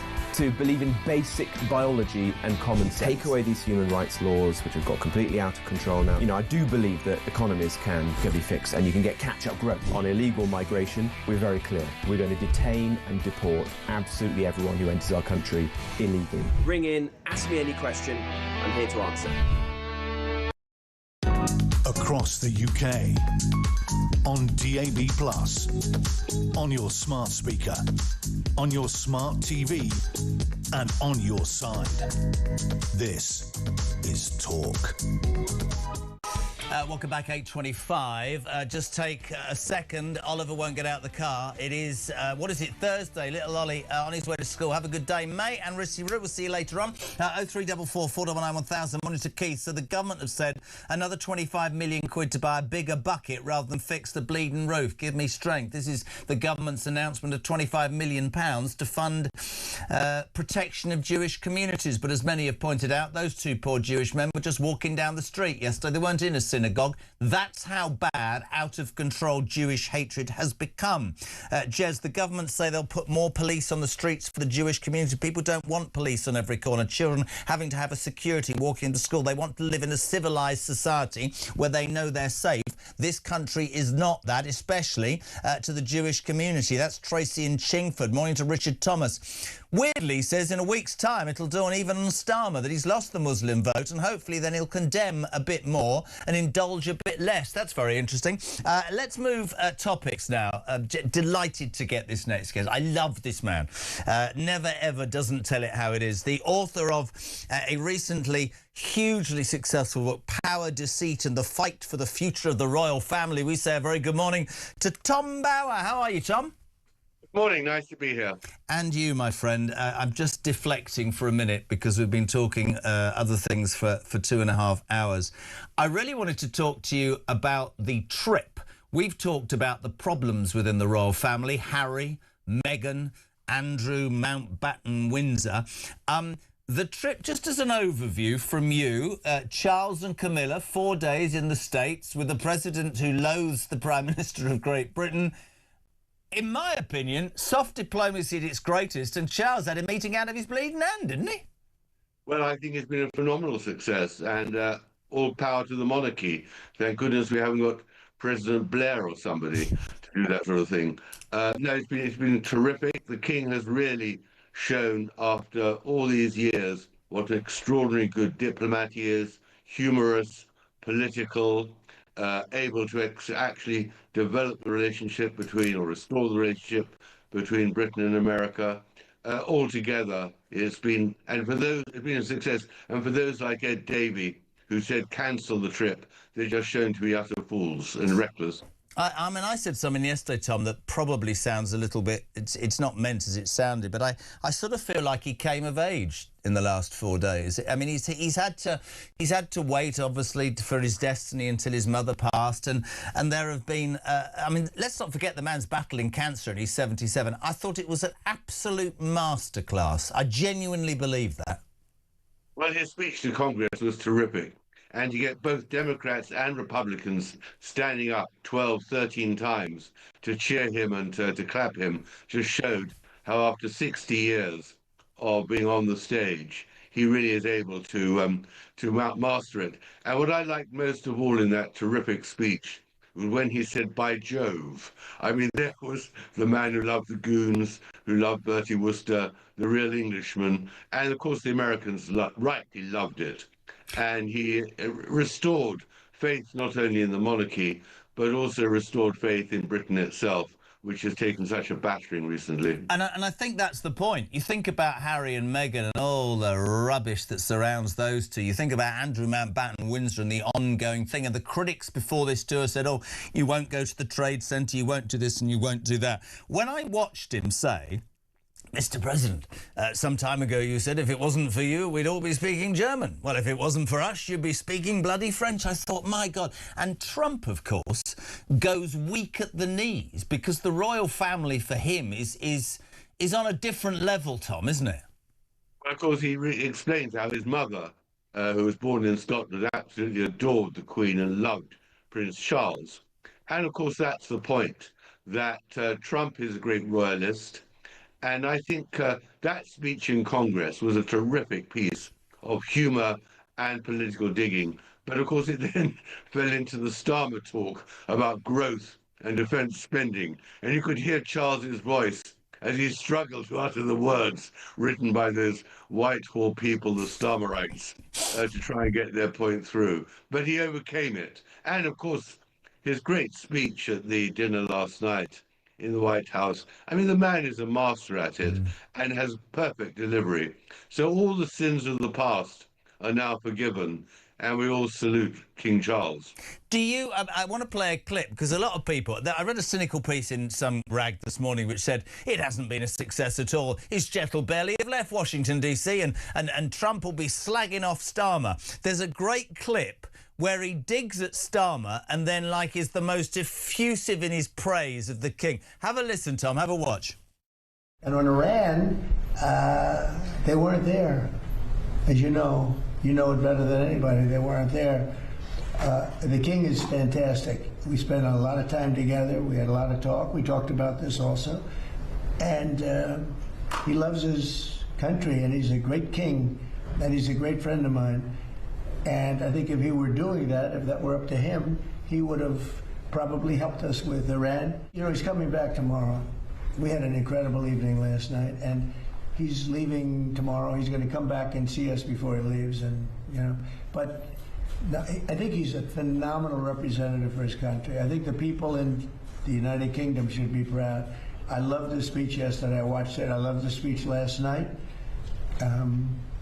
I don't know about my speech. I thought my speech was okay too, but I thought he was. I think he's an unbelievable king, and by the way, an unbelievable queen. They are a great couple. It's interesting, Tom, isn't it? You won't ever lose the Donald Trump. I thought my speech was good too, and Iran and all that. But actually, it's like a kid.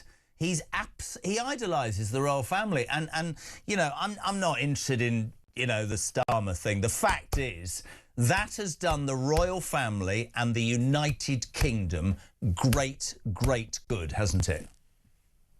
Absolutely, Jeremy. And what's important about it is that the king carries a mystique. There's a mystery, and that is the strength of the monarchy. We never really hear outright his views, but in private he would have told Trump exactly what he thought and also given him advice. I mean, that is the strength and importance of the monarchy, that they have such huge experience of politics. So many different prime ministers and politicians pass through their lives in Buckingham Palace. The Queen has such a succession of prime ministers that in the end, she knew the prime minister's job better than he or herself. And that is what King Charles brings as well to the Oval Office. He could in private tell Trump what the feelings were, what he might do, what people of Britain felt. So he represented us rather than Keir Starmer. You can imagine, can't you, him sitting in private saying to him, listen, whether I agree with you about Iran or not, if you're going to slag off British soldiers in Iran, mate, you're not going to be very popular. You say that's not respectful to my country. You would know. I mean, I always say this point, Tom, and I've never said it to you. I remember the first time I saw Starmer and Trump together. I said this on yesterday's show, so I'll apologise. Do you remember they came out, there were cameras, banks of cameras, and I think Trump was holding one of those files with a big executive order on, and he dropped it. And immediately Starmer dropped to his knees and started scurrying around for the paper. And I thought, well, that dynamic there absolutely shows you what this relationship's going to be. Whereas King Charles just gave off the impression of a calm authority, and to me, yeah, I thought it was brilliant, mate. Does it help? We've talked a lot about how the need for transparency is going to get stronger and stronger with all the shenanigans that have gone on. Does this help the public's view of the monarchy in this country? I think so. I mean, you won't become an anti-monarchist overnight if you watch that performance. But the real problem is, of course, that young people and immigrants on the whole are anti-monarchist. And there's a great job to be done, not only by King Charles, but obviously by William too, Prince of Wales, to get more support for the monarchy. And I think this trip will prove to the doubters the importance of a king, the importance of the institution, and why the monarchy transcends politics and represents Britain in the best way possible, and is vital glue for these very, very disparate islands of ours. I mean, this is a terrible state we're in today, because not least because of what happened in Golders Green yesterday, and the King transcends that. I'm sure when he comes back to Britain, he'll immediately try to make amends for the Jewish community in Britain, whereas Keir Starmer seems to be all the time distant and aggravating it all. So the King is there to actually help the country unite, help heal the wounds. He did it in Washington. He'll come back to Britain. I'm sure he'll do it here too. Would it be fair to say that the King spends his time recently repairing Starmer's messes? I'm afraid so, but that's his job. But he's doing it very well, thank goodness. Brilliant, Tom. Love having you on, my friend. Love to the family. Good luck with the book, the recent book, Power to Seek, The Fight for the Future of the Royal Family by the legend that is Tom Bauer, 8:35. Where's This Morning gone? Robert Jenrick, Shadow Chancellor for Reform. If they win, he'll be the Chancellor of the Exchequer. He is on in the next half an hour. Ring Rob. What do you want to ask the man? I know what I'm going to ask him. 0344 499 1000. Back in 3.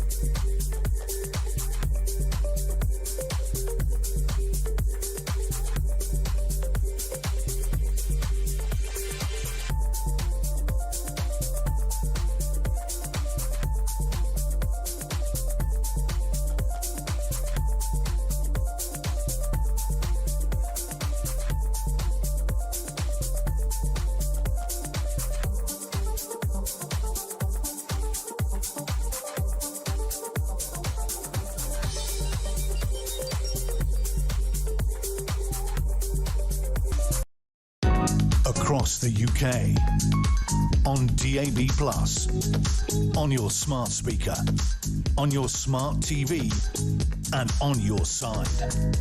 This is Talk. Welcome back. 25 minutes to 9 and he's here. What's happened to the green tie, Robert Jenrick? Where is it, man? What's going on? Have you become all lax? I've dressed down a little bit, but I've just spent 48 hours going to all these local election areas. I mean, Norfolk, Suffolk, Essex, East and West Suffolk, Hampshire. So I'm just back in London and now you know me. Enjoying this. Whatever my political views, I do this job as best as I can. If you want to set a question to Rob, 0344 499 1000. If you want to text him a question, 87222. Get them in right now. 5 people have already asked this, and it's an important question to ask you. The other night, there was a vote in the House of Commons about Keir Starmer and whether he should be forced to attend the Privileges Committee. 6 of the 8 Reform MPs were voting and voted with the Tories, described by the government as a political stunt. 78, well, with 53 abstentions and I think others who voted against the government, it was a major thing. You and Nigel didn't vote. Many people within Reform would like to know why. Well, Nigel and I were out campaigning. Look, we've got local elections in a week's time and we've been out all over the country, as have other Reform MPs, don't get me wrong, but we chose to spend the day doing that because it was obvious that Starmer was going to win. The Labour MPs had been whipped into voting with him. A handful didn't vote for him on the kind of hard left of the Labour Party, but the vast majority did. And so it became just theatre. You know, it was just a sort of theatrical thing. We wanted to be out and about in the country and talking about the issues that people really care about. Look, don't get me wrong, I do think that this is an important issue, but it is a massive distraction from what people are really worried about at the moment. I spent 48 hours on the doorstep and hardly anyone talked to me about Mandelson and this paedophile scandal. What people were talking about was the small boats, crime, the hollowing out of high streets, antisocial behaviour. They were talking about the cost of fuel. And so these are the issues I've been out talking about. And that is the difference with reform. We're not interested solely in the kind of Westminster parlour games that the Tories are doing. We're interested in raising the real issues that are affecting people out on the streets. Wanted to give you that chance. Obviously, overnight, I mean, I've been on about this forever. I believe that Jewish hatred is out of control. I think it's a disgrace. And I'm going to hold, we had Suella on earlier, I'm going to hold the Conservative Party in the last 2 years as much in this as Starmer. People won't use the phrase radical Islam.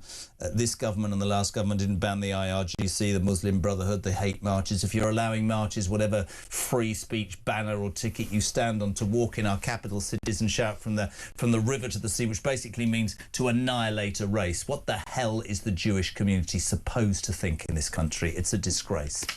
Look, the Jewish community is under attack, and it needs to be treated as the emergency that it really is. And that means these individuals have to be punished. You know, there was a man who walked into a Jewish supermarket recently with a knife, and he got a suspended sentence, for goodness sake. Wow. And you've got people in our politics like Zach Polanski who are going around saying just the other day that there was only a perception of insecurity for the Jewish community. Really? Well, that is not what's happening, is it? No. You've had the firebombing of Jewish ambulances. You've had people being stabbed on the streets. The Jewish community, a small community in our country, you know, it's smaller than the Muslim community in Birmingham. The whole Jewish community in this country, people feel unsafe. They're worried about their future in this country. Many are leaving, and many more will leave. Can you use the phrase radical Islamist? Of course, of course. And you've got to look at the broader context here. We've lived for the last couple of years in a time where there's been these hate marches out on the streets, where it's been normalised that you can abuse the Jewish community, you can say outrageous things about Israel, and very, very few politicians have the guts to stand up and tackle that. They should have been banned. Even now, the government isn't doing that. The independent reviewer of terrorist legislation came out this week and said there should be a moratorium on the hate marches. Well, yeah, good, but a couple of years too late. We should be zero tolerance on these individuals. They should be being deported. And stepping back, you know, what's actually happened here? You've got a man who seems to have committed these crimes, or is alleged to have committed them, who is Somalian, who came into the country some time ago. He's now a British citizen. I mean, goodness knows why he was given British citizenship. But over the last 20 or 30 years, we have imported people into the country from parts of the world where anti-Semitism is rife, where it is normal to hate Jews, and we've given them British citizenship. That's like a suicidal act by the British state. And now we're living in a country where, unfortunately, there are a very large number of people who hate the Jews, hate our country, and are inclined to do these things. And then if, God forbid, they also have mental health issues, they go out and attack people. How you unwind this is very difficult, isn't it? But we can stop making it any worse by stop bringing these people into the country. You could ban the IRGC, the Muslim Brotherhood, and the hate marches. You could deal with the sleeper cells. Listen, loads of people want to talk to you on this. The point there is that what is particularly worrying now is we don't know the full details of this attack. Sure. But what we do know is that some of these attacks, you've got individuals who are being paid by foreign states like Iran, who absolutely hate us, to go out and commit crimes on the streets of this country. Wow. And yet the government is not banning the IRGC. No, they're not. Why? Listen, loads to do. To Hertfordshire, Robert, you're on air and you're through to Robert. Good morning. Yeah, good morning. I'm just asking a question. Has the Muslim vote become the Bitcoin of British politics? And it shouldn't do. For a race of people or an ideology that only represents 3 million people, it's got far too much influence.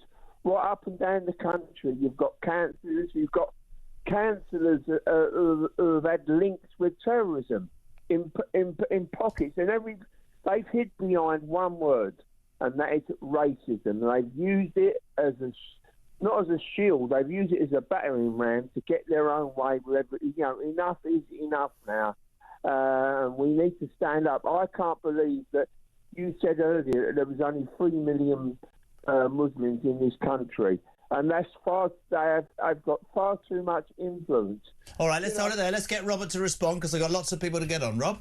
Well, it's certainly true that Labour MPs are terrified of the Muslim and particularly the kind of radical political Muslim vote in their constituencies, and that is changing their views on important issues. So why has the Labour Party taken the stance it has on Gaza and Israel in recent times? Well, maybe it's, you know, some people agree with that point of view. Do you think they'll wake up after the elections and realise that they've lost the Muslim vote to the Green Party? Yeah, I think it's a losing battle, and all they're doing is compromising their principles. The few good Labour MPs, you know, I think back to someone like Wes Streeting, who I've known for a while. When I was first elected, he used to be an excellent champion for the Jewish community. He represents part of Ilford, where there is a significant historic Jewish community. We used to do events together about anti-Semitism.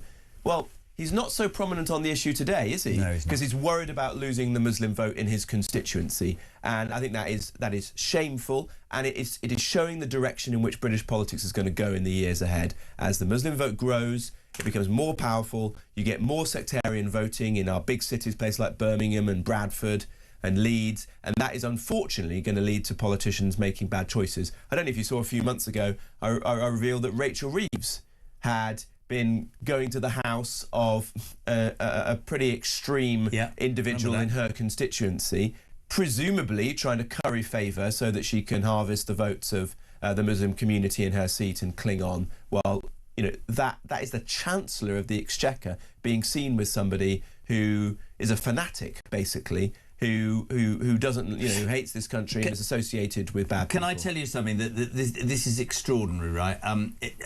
I just want... I've got to be really quick on this. Online, there is as much debate about what's going to happen to the policeman for daring to kick that alleged attacker in the head. I thought he was restrained. No, I'm telling you, Yeah. I've seen it. money, there will I've be seen an it, Jeremy. investigation against that police officer. He'll probably be suspended, won't he? Jesus God, what am I doing? No, look, that man, the officers involved in this deserve all our respect, and I thought they were restrained. You trying to get a knife out of the hands of a... Just stab two people in broad daylight. Of a terrorist who stabbed people in broad daylight on a high street. Lots of questions here. Michael Powell. No. Peter Welsh, Ring Rob. Ask him why the Tories didn't ban the IRGC and the Muslim Brotherhood. Regardless of his views now or then, he must know the rationale. Was it fear? They had it's quite complicated, but there was a Foreign Office view that you couldn't ban these organisations because they were interwoven with the government of those countries. Well, makes the government corrupt then, in my opinion. You know, if you were banning the IRGC, you were basically ending diplomatic relations with Iran. It was complete bollocks. Suella, you can't... It was a ridiculous argument. I did, and I mean it was a completely ridiculous argument. I tried to get, and eventually succeeded, Hamas and Hezbollah fully prescribed, banned, and at the same time, the Foreign Office officials were saying, "Oh, you can't do that, because then we wouldn't be able to have diplomatic relations with Lebanon and countries that shelter them." That was a ridiculous argument. And imagine how we'd feel today if we hadn't banned Hamas and Hezbollah, everything that's happened in the last couple of years. Suella it's the same with the IRGC. Suella Braverman, on an hour ago, laid the blame firmly at the door of Rishi Sunak and said there are still people inside the Conservative Party who are leading it today who stood back and allowed this stuff to happen. That's right. When I stood to be leader of the Tory party and I called for the IRGC to be banned, a former Prime Minister phoned me up and said, "Oh, you don't understand, Robert. There's a very complicated reason." I'm not going to say that's not fair, but there are still people within the Tory party, in fact, you know, some who are in the shadow cabinet today who are at the table making those decisions, who fought tooth and nail to stop the IRGC being banned. So forgive me, you know, if I don't think they've had a Damascene conversion now. Absolutely, Monarchy, and morning, Rob. Reformer in power tomorrow. How do you respond to what's happening in Golders Green and crime in general? Are the police up to their job? Are there enough of them? Have things got out of control? Well, look, the government today have announced £25 million more money, and that's a good thing, but that is just trying to tackle the symptoms, isn't it? It's like I heard somebody on the radio this morning saying it's like if there was a bridge and it was broken and people kept falling off it, that you'd invest more money in the local hospital to look after them. No, you'd go and fix the bridge, wouldn't you? Absolutely. And that is the problem here. You've got to stamp out anti-Semitism, and that means getting rid of the hate marches so you're not promulgating this hate on the streets of our country. It means zero tolerance for extremists. Chuck out the hate preachers that are operating in our mosques. And it does mean on immigration, you've got to think about bringing people into this country who are coming from the parts of the world where anti-Semitism is the norm. Why? Why would we want to have these people But it's in the this same country? argument as if you're allowing unvetted men to come into this country who come from countries where their view of how you treat a woman is so utterly vile and misogynistic, and then you're surprised that they attack women. Yeah, of course. And if you say that to a lefty, they go, but they're coming from a war-torn country. I'm not asking you about that. I'm talking about the fact that that's their view. In January last year, I said that we were importing people into this country with medieval attitudes towards women, and there was an outcry. There was lefty media commentators and Labour and Tory politicians said that this was inflammatory language, but it's just the truth. Yeah. And every day now, you notice we're seeing these cases of illegal migrants who've come into the country and then committed serious crimes like rape and sexual assault, to the point now where they're barely being reported. There was what would once have been the front page of a newspaper is now barely being reported. I had a discussion with a lefty the other day, and this woman looked me full square in the face when I said that, and this is what she said to me, Robert. She said, white men rape women too. And I looked at her and I thought, sorry, what part of an argument is that? Yeah. If you allow... I don't care what the skin colour is. A man that does that, whether it's grooming gangs or raping women, has no right to be at liberty in my country. And if you're importing people like that or allowing people to come here who have that belief that that's okay, you're asking for trouble. Let's go to the phone. Let's go north to Newcastle, man. Paul, you're through to Robert Jenrick. Good morning. Good morning.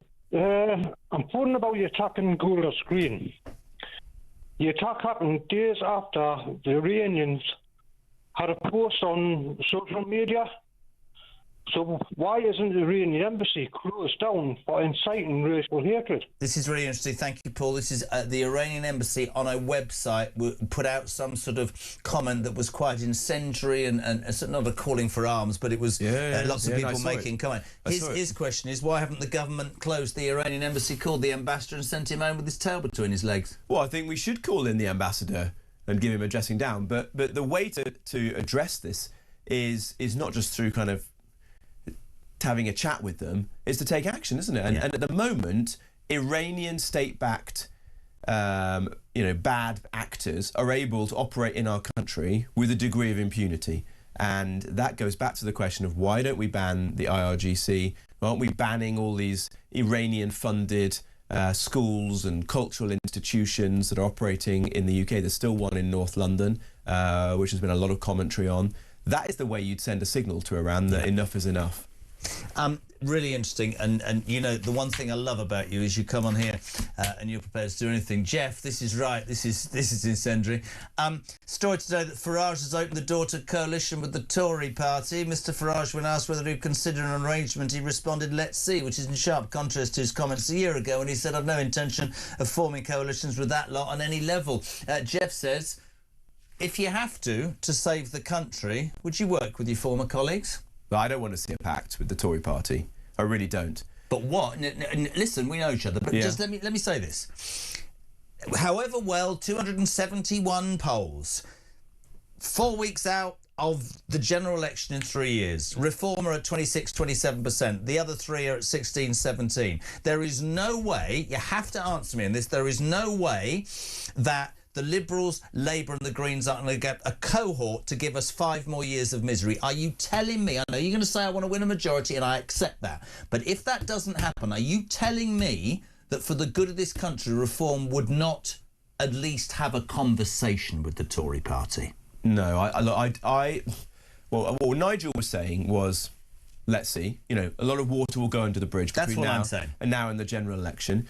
And we don't know precisely what the situation will be. What I suspect will happen is that Reform will do extremely well in May, in the local elections next week, and then people who are of our persuasion, who share our concern for the future of the country and want to see strong borders, tough on crime, tackling the cost of living, the issues that we're campaigning on, will rally behind Nigel and Reform as the only way to get rid of Starmer or whichever non-entity replaces him as leader of the Labour Party and stop that. You're not saying he's going to go, are you? Oh, well, shock. Stop this crazy coalition of the left that's likely to happen, which is going to be whatever it is, Rayner, Polanski, Ed Davey, you name it.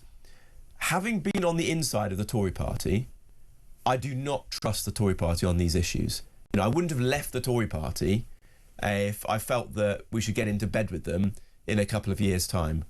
There are some decent patriotic people within the Tory party, of course there are, but They failed, they haven't learnt their lessons, and it'll be a massive mistake for Reform to get into bed with them. So, to me, no pacts, no deals. We're in this to win it ourselves, and that means saying to people across the country, you've got to rally behind Nigel and Reform. It is the only way to save the country. Listen, loads here. Fuel prices. Pete says, why am I still paying record prices? Presumably the war is going to be blamed, but it's beyond that. Quick one for you. Well, it's partly due to the war. I mean, oil prices have now almost doubled this year. They've gone up 75% since the war began. So we want this war to come to an end because it's affecting working people in this country. But there are things that Rachel Reeves could be doing. She seems to have her fingers in her ears, doing nothing at the moment. Well, waiting for the sack, isn't she? Well, P425 is in the post. But what we want to see happen is don't go ahead with the fuel duty rise that's coming down the line in September and do something now as an emergency measure. And we've proposed a halving of VAT on petrol and diesel. That would lighten the load just a little bit. Real big story in the front of the Telegraph today. Farage's home firebombed as he reveals $5 million security fund. Sarah asked, should Farage have to donate? Should he have to declare his £5 million security donation? No, I don't think there's any reason why. This was before. Remember, this happened before he was even standing to be a member of Parliament. But the reality is, and it's very sad, but Nigel is probably the most exposed politician in this country. You know, he's been in politics a very long time. He's had all sorts of very serious death threats and actual attacks like this firebomb on his home. I think it's a disgrace that the British state is not protecting him. Why is Nigel not given the full police protection? Is he not? Not as far as I'm aware. Well, he should not have to. I can answer that. He isn't. The government don't give him that. He has to pay for it. He should not have to rely on, you know, the kindness of people who want to support him. But the argument is brought into question foreign donations, doesn't it? That's well, it's not a foreign donation. This is a British citizen who believes in Nigel and his agenda. But the Foreign Secretary, Shabana Mahmood, should resolve this today by providing Nigel with the full police protection so that he can go about his business, get out on the high streets of this country in safety. Well, I don't think people want to kill Ed Davey, do they? They don't give a damn about Ed Davey. It's Nigel who has these credible death threats, and you know it is completely wrong that you cannot stand for public office in this country, espouse the views that Nigel does, without having to go and get the generosity of a British citizen who supports you to ensure that you and your family can feel safe, can sleep safe in your bed at night. No, so I'm with you on that. Yeah. You know, it is disgusting that the Labour Party are criticising Nigel for this.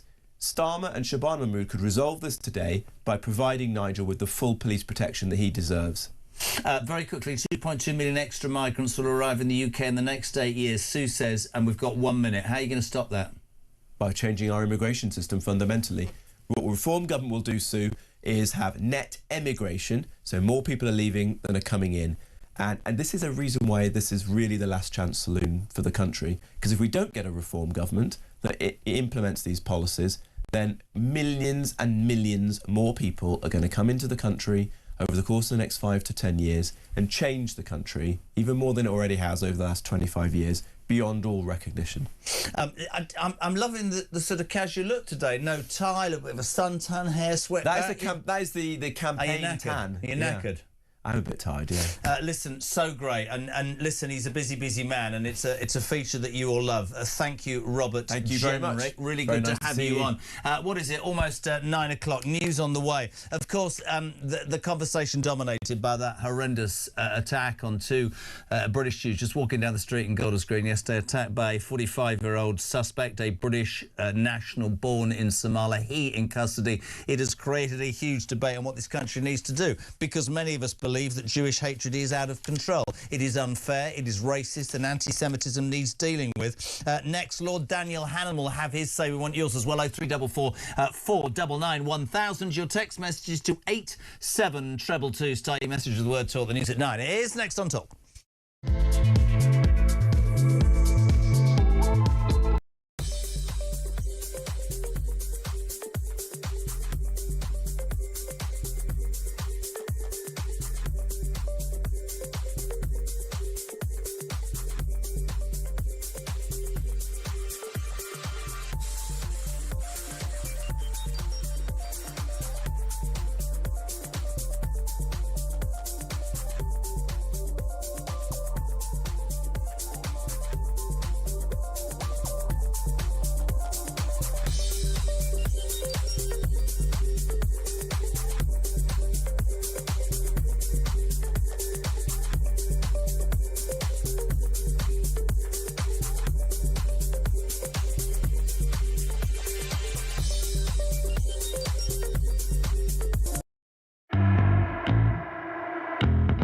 crown is facing its gravest test in decades, and the royal tea from Talk is your front row seat.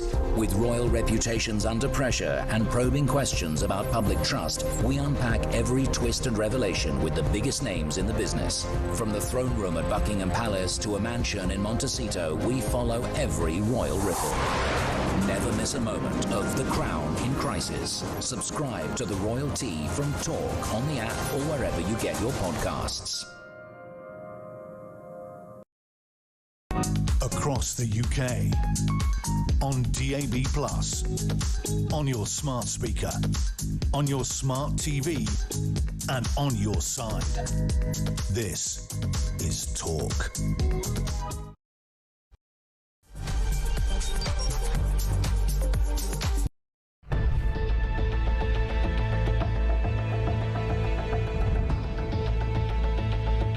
Over the past 36 hours, the United States and its partners have launched Operation Epic Fury, one of the largest, most complex, most overwhelming military offensives the world has ever seen. Nobody's seen anything like it. We have hit hundreds of targets in Iran, including Revolutionary Guard facilities, Iranian air defense systems. Just now, it was announced that we knocked out 9 ships plus their naval building, all in a matter of literally minutes. Iran's formerly supreme leader, Ayatollah Khamenei, is dead.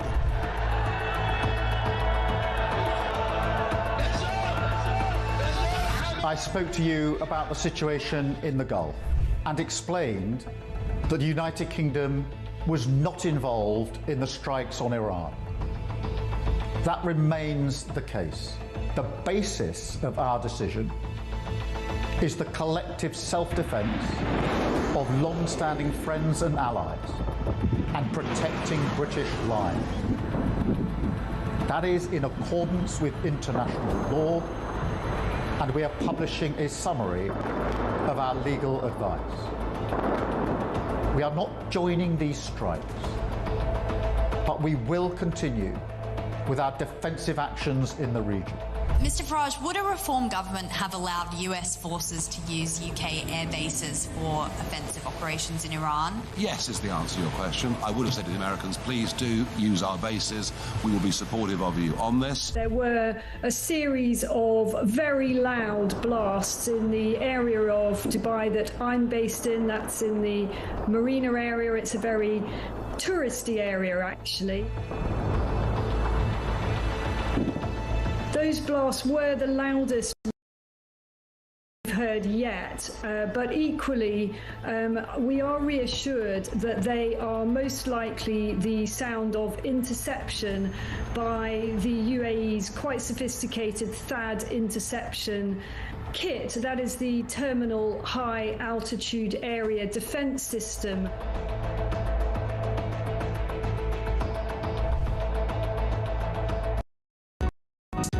Across the UK, on DAB+, on your smart speaker, on your smart TV, and on your side.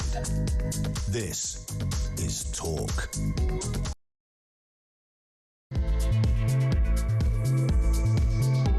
It's gone 9 o'clock. Welcome along. Thursday, the 30th of April, 2026. This is JK on Talk. Talk is the home of common sense. It's where the views of alarm clock Brits about the news of the day are heard. Let's be honest. Let's call it out for what it is, OK?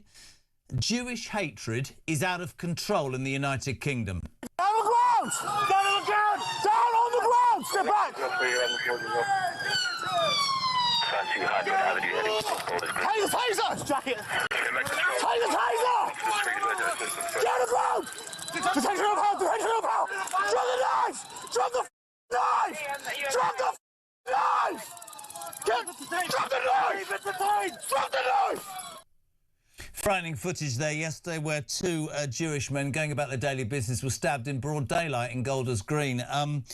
There is no doubt that anti-Semitism is not in any way given the credence or has the same importance attached to it as other racism. All racism is abhorrent. We've spent 3 hours talking about this, and the overriding view is that Successive governments, by the way, heard from Suella Braverman, the Tories didn't do this. They haven't seen fit to ban the IRGC, the Iranian Revolutionary Guard, the Muslim Brotherhood, hate marches where people are allowed to spew from the river to the sea, a phrase that calls for the annihilation of the Jewish race. There are 257,000 Jews in this country, and many live in fear that that's going to be them. Their kids can't take public buses to school. If they wear traditional wear outside, they run the risk of being attacked. The cynics will say that successive governments, and certainly this one, are too scared to confront an issue that we have, which is there are millions of Muslims who live in this country who are wonderfully successful, happy, and want to just get on with their lives. But there are radical Islamists. Our Prime Minister won't use that phrase in press conferences for fear of upsetting a portion of a vote that might or might succeed in voting for him in whatever elections. That can't be right, can it? This isn't about politics. This is about just morality, about human beings. These are British citizens who happen to be Jewish. And if you are allowing people who want the extermination of Jews to have liberty or have freedom, then I think that says nothing about our society. Today, in the middle of the programme, the government makes this breaking... We're 25 million extra funding to protect Jewish communities. What, to pay for security officers to stand outside synagogues? Two things, mate, right? Starmer, the people that were stabbed yesterday were walking down the street. They weren't at a religious building.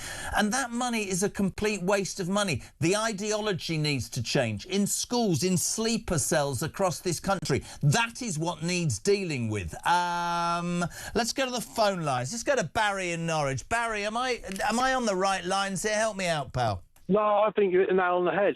And I just want to say, yeah, right, you know, I'm old enough to remember the troubles in Northern Ireland, you know, the Hyde Park, when the bomb went off in Hyde Park and all that. I could never imagine the Thatcher government of the 1980s allowing pro-IRA marches to be happening through the centre of London. You know, what has happened to this country? You just said that these people are British citizens. That's the problem. They're British citizens. We are second class in our own country. No, I said that the Jewish community are British citizens, and quite rightly. I mean, I find it... You see, whenever I have this debate, Barry, people say to me, what do you say? I don't care the colour of your skin. I don't like any form of racism, genuinely. But the truth has to be spoken, and the same importance is not attached to anti-Semitism as it is to other forms of abhorrent racism, and that's maddening. Wrong.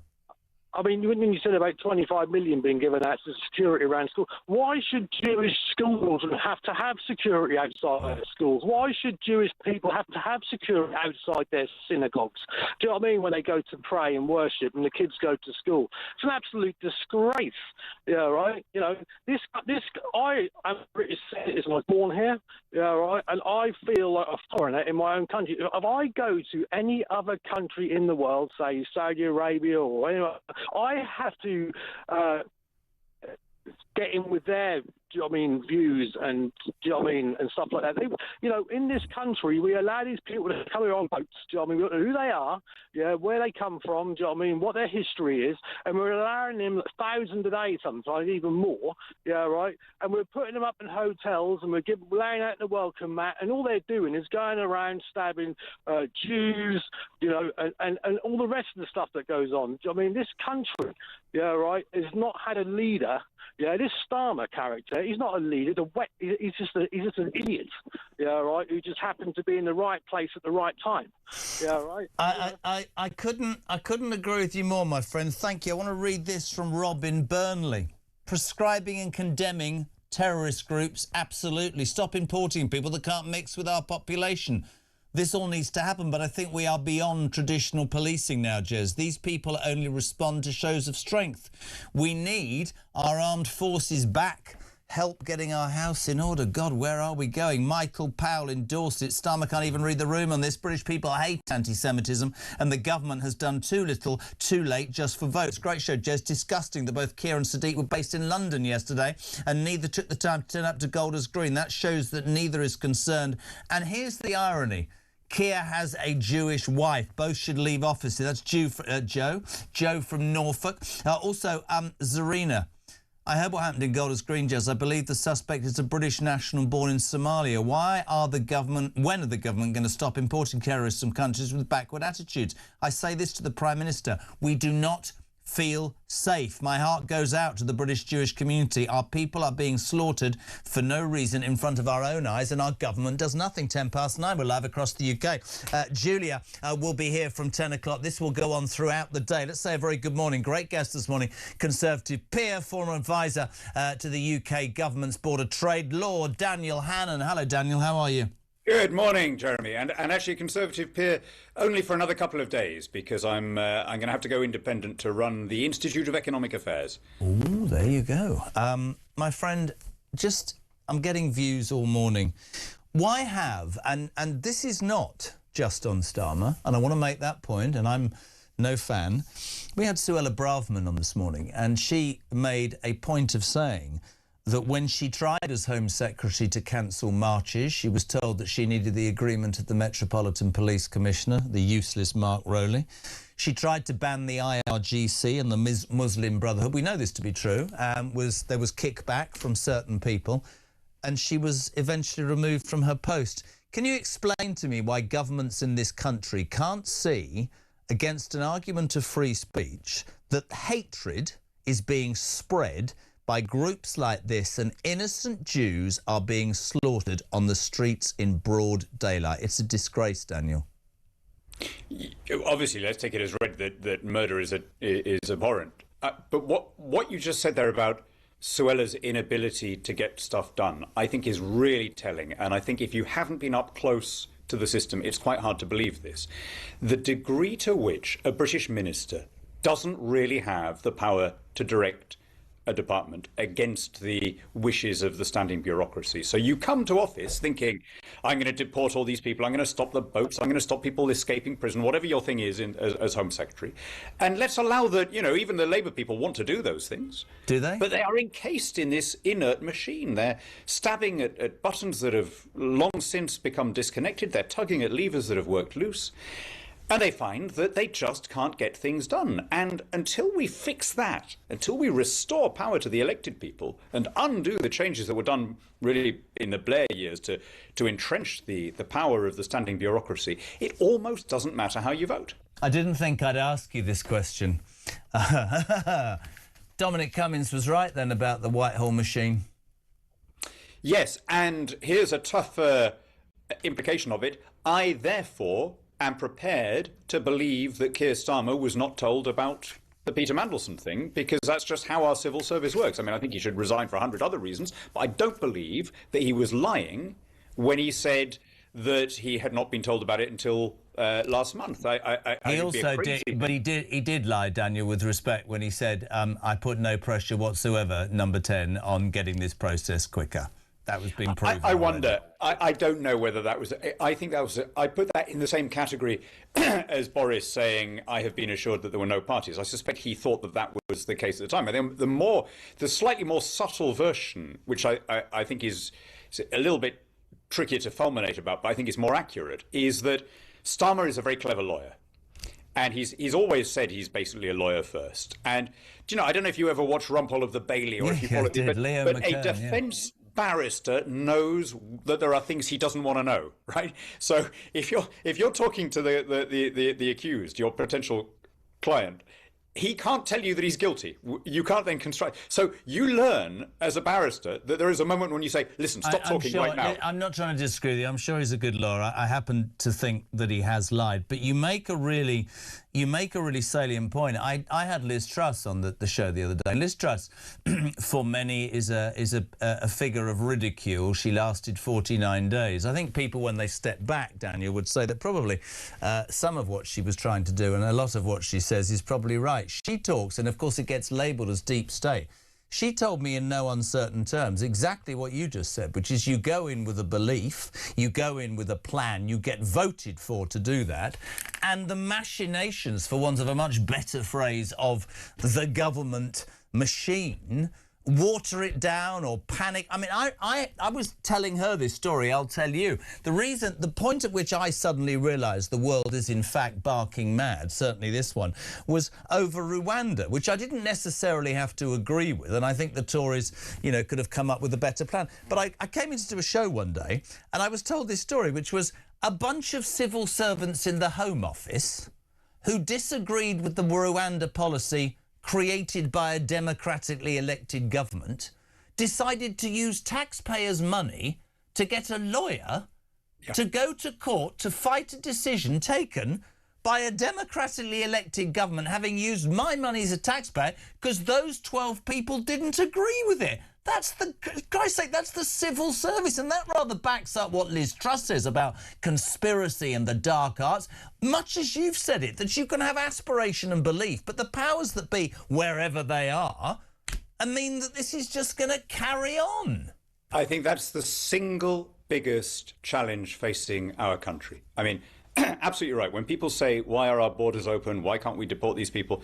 Just that fact that you just shared with us, Jeremy, right? That the trade union representing the Home Office, the immigration people in the Home Office, right? The people who were in charge of enforcing this at the coalface was taking the last government to court to challenge the Rwanda scheme. If those are the people manning our borders, what does that tell you about how it's going to be done, regardless of who the Home Secretary is? And I think people have been very slow to understand this. You know, I noticed during the lockdown that however bad the procurement was, however bad the testing was, whatever the huge failings of the NHS, people were still not willing to blame the permanent bureaucracy. So they blamed the government as though, you know, the cabinet were ordering these shortages while applauding on Thursday nights for the people in the system. We have to face the reality that we have a completely dysfunctional administrative state, and not only dysfunctional, but independent of political direction, that it does its own thing in open defiance of the But just explain to me, you've been much closer than I have, right? What does that mean? So there are mandarins, there are cabal. What we're talking about? What the civil service has an agenda. Do they sit down and decide what their bloody agenda is? Not just the civil service, the whole quangocracy, the whole government machine, right? All of these different state-funded bodies that are outside democratic control. They're often called arm's length bodies because they don't have ministerial oversight. All of them are able to pursue an agenda separate from what the minister is telling them to do. And I up until now, the public has kind of gone along with that. Yeah. I've noticed that you can always get a round of applause by saying keep the politicians out of the picture, let the experts get on. But I'm afraid this is where it's led to.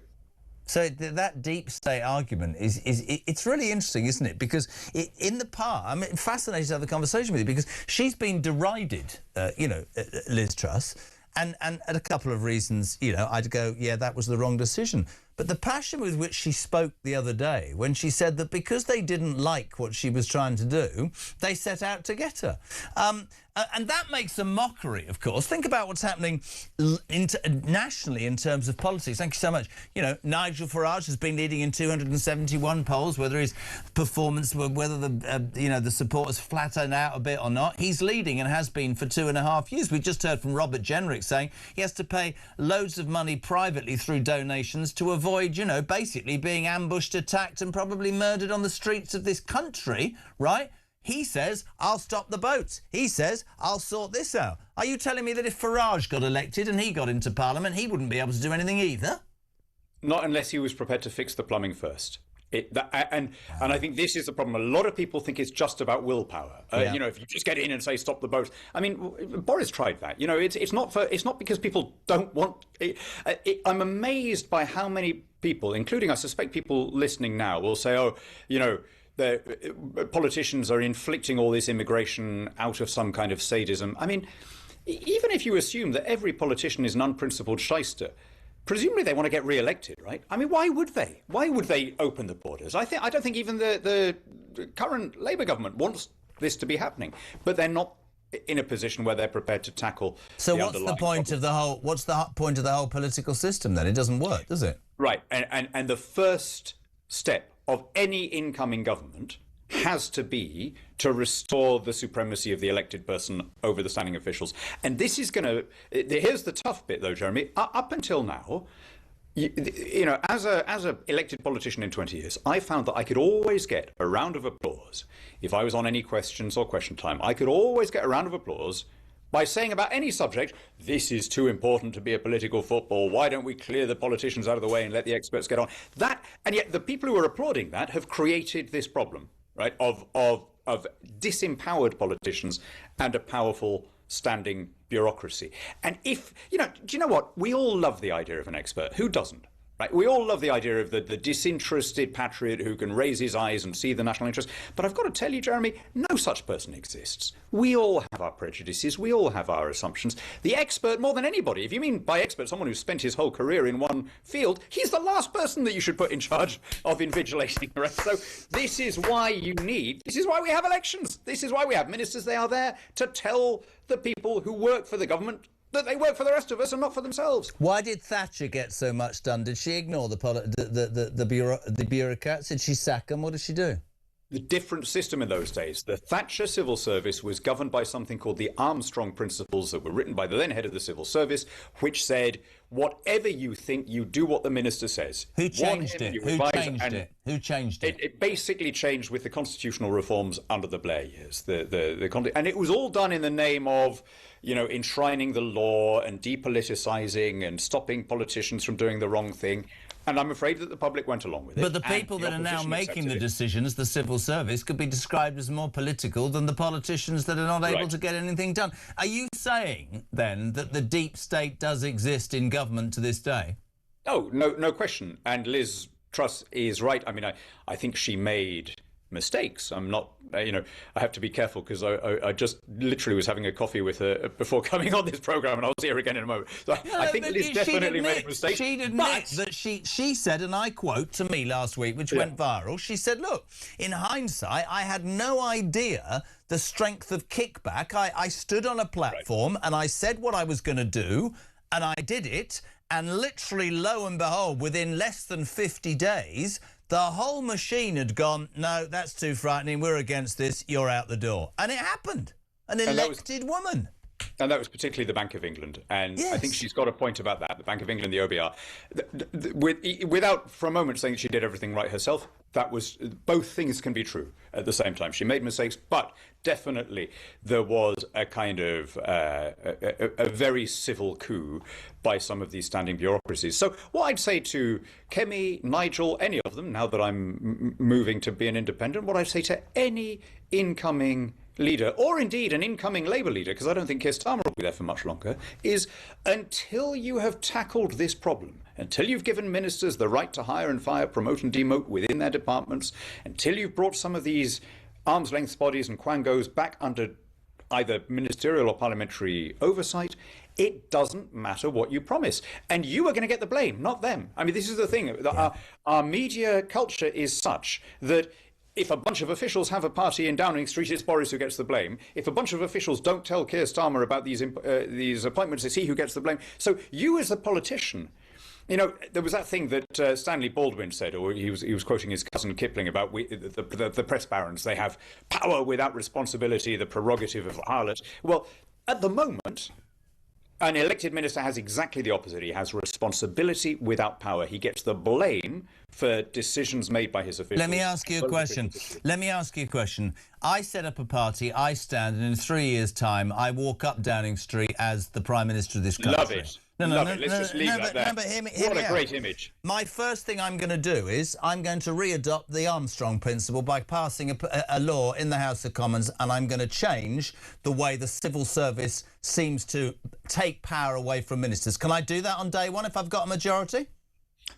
You can't do it all on day one, but yes, you can do it if you've thought about it. And I'm glad to see that the Tories who had their fingers really burned, especially by not being able to implement their immigration policy, I think they have given this a lot of thought, and I think that they are going to come with a plan to fix it. In the Reform Party, I think Rob Jenrick, again, he knows he was radicalised by his time as a junior minister in the Home Office, watching all these things being frustrated. He was on just an hour ago. Right. Okay. Well, I think he's internalised that lesson. I think Danny Kruger has been doing lots of work on this. How do we make all these things work? So I think there is an appreciation of the problem. Do you know that the really interesting thing, though, is I think Labour have now clocked where the problem is. I think the row of the last week over the Mandelson appointment has taught a lot of people in the Labour Party that, yes, the civil service may kind of broadly be on their side culturally in that it's pro-DEI and it's woke and all that, but that still doesn't help them if it won't do its job. Amazing. Listen, mate, we love having you on. It's always an absolute pleasure. Good luck with the new job, and we'll have you on very soon. Thank you so much indeed. Lord Daniel Hannan, fantastic. 9:25. We're live across the UK. Julia from 10. Ian Collins from 1. And Kev O'Sullivan on Drive this afternoon. That's how we line up on Talk Today. Wayne, good morning. Good morning, Jezza. I mean, let's be real. We have a Labour Party who are independently found to be anti-Semitic / racist to its core. We have a Sadiq Khan, Mayor of London, who is anti-Semitic because he's not doing anything by proxy. We have a Met Police Commissioner because, again, by proxy, he's not doing anything. We have government after politician all sitting on their hands. We even have the United Arab Emirates refusing to pay for their citizens to be educated in our universities because they feel it is a damn threat that they are going to be radicalised and come back and cause issues in that country. We need to stand up. We are going to get to a point where everybody and every politician and everybody in office that has the ability to do something is sitting on their hands. It is going to be left to the British people because the British people want fairness, and this is not fair.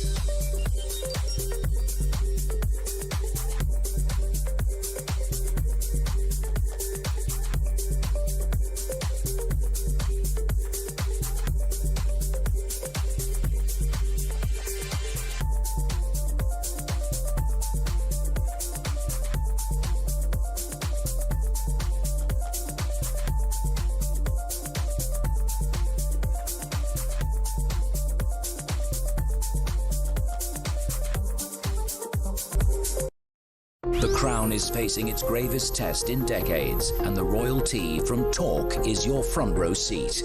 With royal reputations under pressure and probing questions about public trust, we unpack every twist and revelation with the biggest names in the business. From the throne room at Buckingham Palace to a mansion in Montecito, we follow every royal ripple. Never miss a moment of The Crown in crisis. Subscribe to the royalty from Talk on the app or wherever you get your podcasts.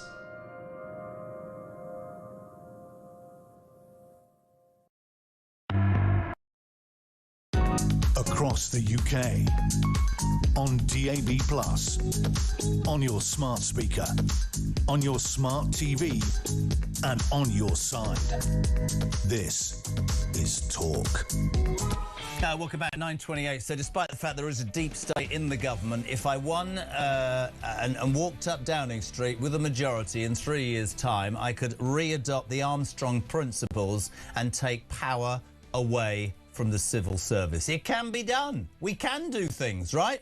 Don't give up. 0344 499 1000. Loads of people, before I go to my next guest, and this just about sums this bloody country up in my humble opinion, responding to that horrific terror attack yesterday, out of control anti-Semitism. I've been saying it for 3.5 hours. A large part of people online, I don't do it, have been telling me, my lot have been telling me, have been going, you wait, that policeman that kicked that man in the head, that suspect, he'll be in trouble next because that's kicking a man in the head. Let's speak to somebody who knows all about it. It's Russell. Good morning. You're in Cardiff. It's brave. Good morning. How do you know all about this? Say that again? How do you know all about this? Well, it's through experience. All right. Right, okay. the idea, the police were unarmed, okay? Yep. So their first protocol, that guy could have been a suicide bomber. So they had to literally disable him, make him uncognitive, knock him out. Otherwise, he could have detonated something. Right. Fortunately for that man, the police were unarmed. Otherwise, he would have been shot dead. And Right. people are putting out online saying police brutality, but they had to make him unresponsive, knocked out, because he could have detonated something if he was... No, I completely get that. It's a great point. I do. Do you imagine, though, I'm going to ask you, and I wouldn't try and find out why you know, can you imagine when I sit here and I hear that in the midst of such abhorrent anti-Semitism, of two people walking down a street, just Jewish men going by their business who are now fighting for their lives in hospital, there are idiots online saying that copper was out of order? How is that? I mean, what's your response to that? Yeah.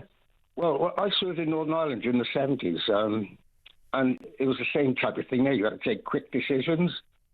And it was the same for those police yesterday. That guy could have had a pack on his back. Yeah. Whatever. They had to take... What I don't like is, if they do get suspended or whatever, the people at the top, the people like these university coppers who are in charge, Mark Rowley and stuff, they'll walk away and all this business. And it's the poor guys on the ground. And I feel so gutted for the Jewish people. Because do you ever hear Jewish people going around killing people and doing things? No. It's just the whole education. And I've been reading people online today, and what they're saying, the police brutality, blah, blah, blah. When people write that crap, right, police brutality, I mean, you nailed it. You've obviously worked in this. He could have had a suicide vest, so they had to knock him out so that they could check that. Those people, I always want to say to those people, Russell, I always want to say to those people, right, you know, online, the police was quite violent there by kicking...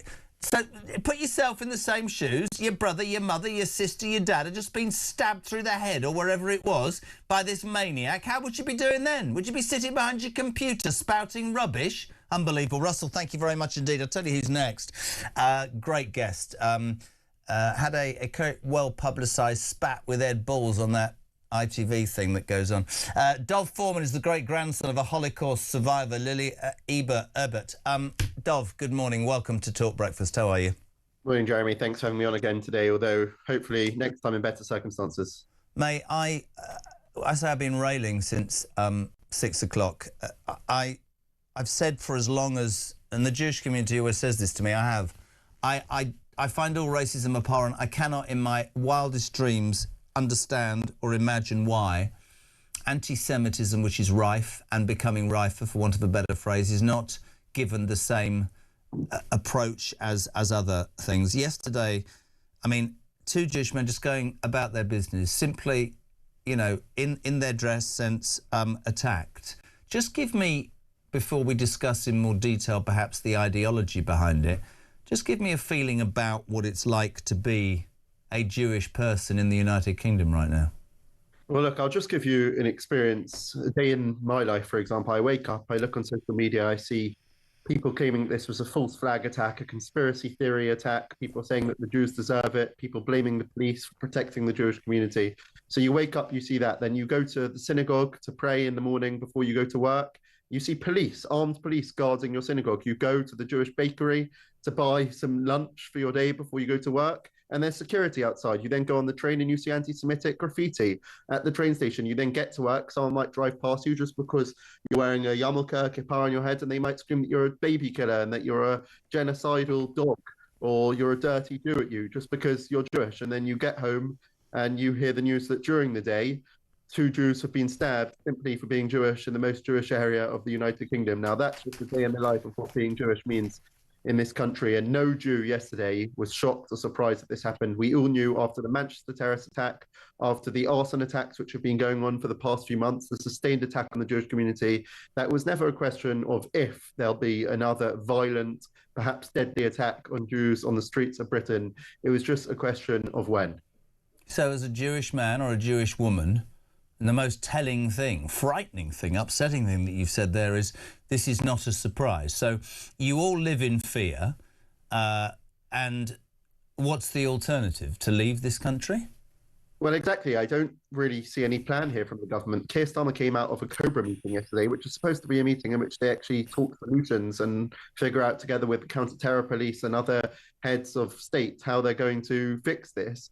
Instead, he comes out and says, we're going to go and visit the victims and our thoughts and prayers are with you. I mean, Keir Starmer keeps whipping out his thesaurus, as I said yesterday on Talk TV, to find new words every time there's an attack. Appalled, aghast, devastated. We don't need these stupid words from the Prime Minister. He's not a bystander. He's the Prime Minister of this country, and it's high time he starts protecting us. And that doesn't just mean chucking tens more millions of pounds. Well, we had the announcement this morning. So for people who are just tuning in, it was about 7:10. The government announced 25 million extra funding to protect Jewish communities. And the first text within a millisecond of said this: those two men weren't at a bloody synagogue. OK, yeah. You're not going to rid this problem by putting security on the streets or in synagogues. You're going to destroy this problem as it should be destroyed because it's vile by dealing with the ideology. And the ideology, and this is not just on Starmer. Suella Braverman was on earlier and said in her attempts as Home Secretary, and I believe her absolutely, she wanted to, first of all, she wanted to ban the marches, and she was told in no uncertain terms,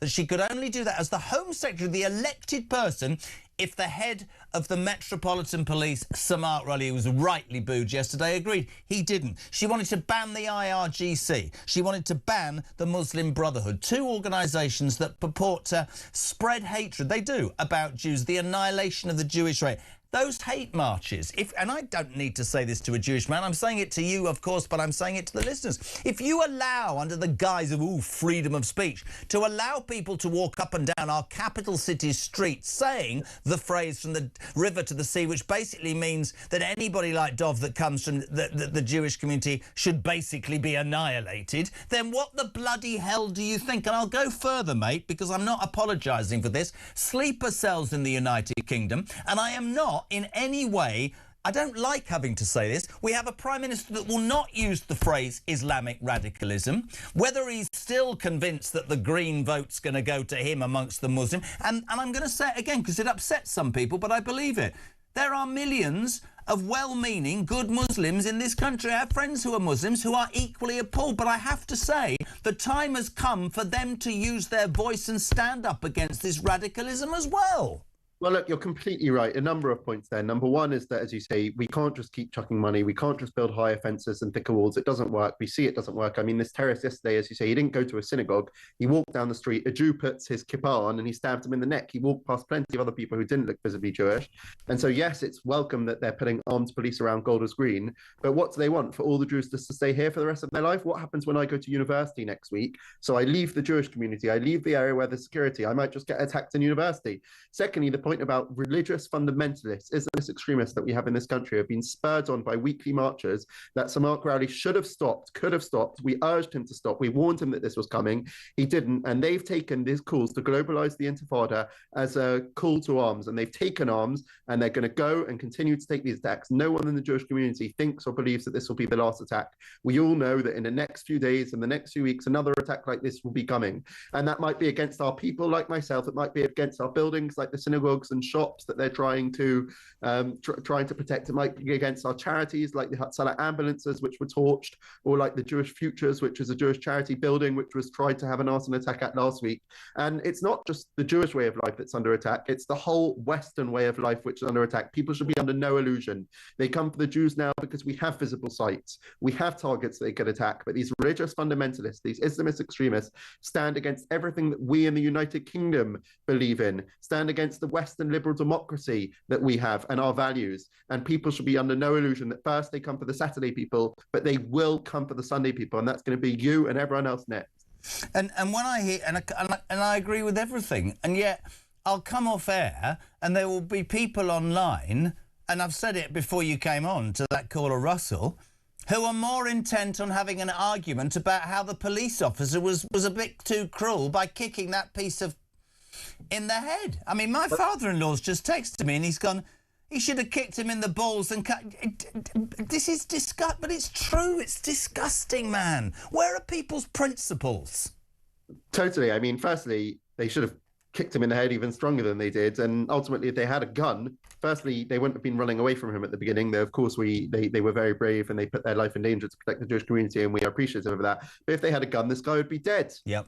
And it's frankly ludicrous that people, in response to a terrorist attack in which 2 Jews in the most visibly Jewish area in London have been stabbed, their response is to care about the welfare of the terrorist, a terrorist who was born in Somalia, who came to this country and who decides to pay us back by stabbing innocent Jews on the streets of the United Kingdom. And I say again, this man walked past, people are blaming mental health issues, maybe that's just why he went on the stabbing spree. This man walked past several other people who didn't look Jewish, and he didn't stab them. He stabbed only the visibly looking Jewish people on the street. He only ran after those people. There's videos of him walking past countless other people, and people are concerned more about his own welfare than the welfare of the Jewish community and what we're going to do to stop this tide. Because, I mean, if people like their Jewish neighbours, friends, colleagues, they should start speaking out now, because it may well be in a few years' time that there is no Jewish community left in this country because they stayed silent in the times that mattered. We're now at the high point.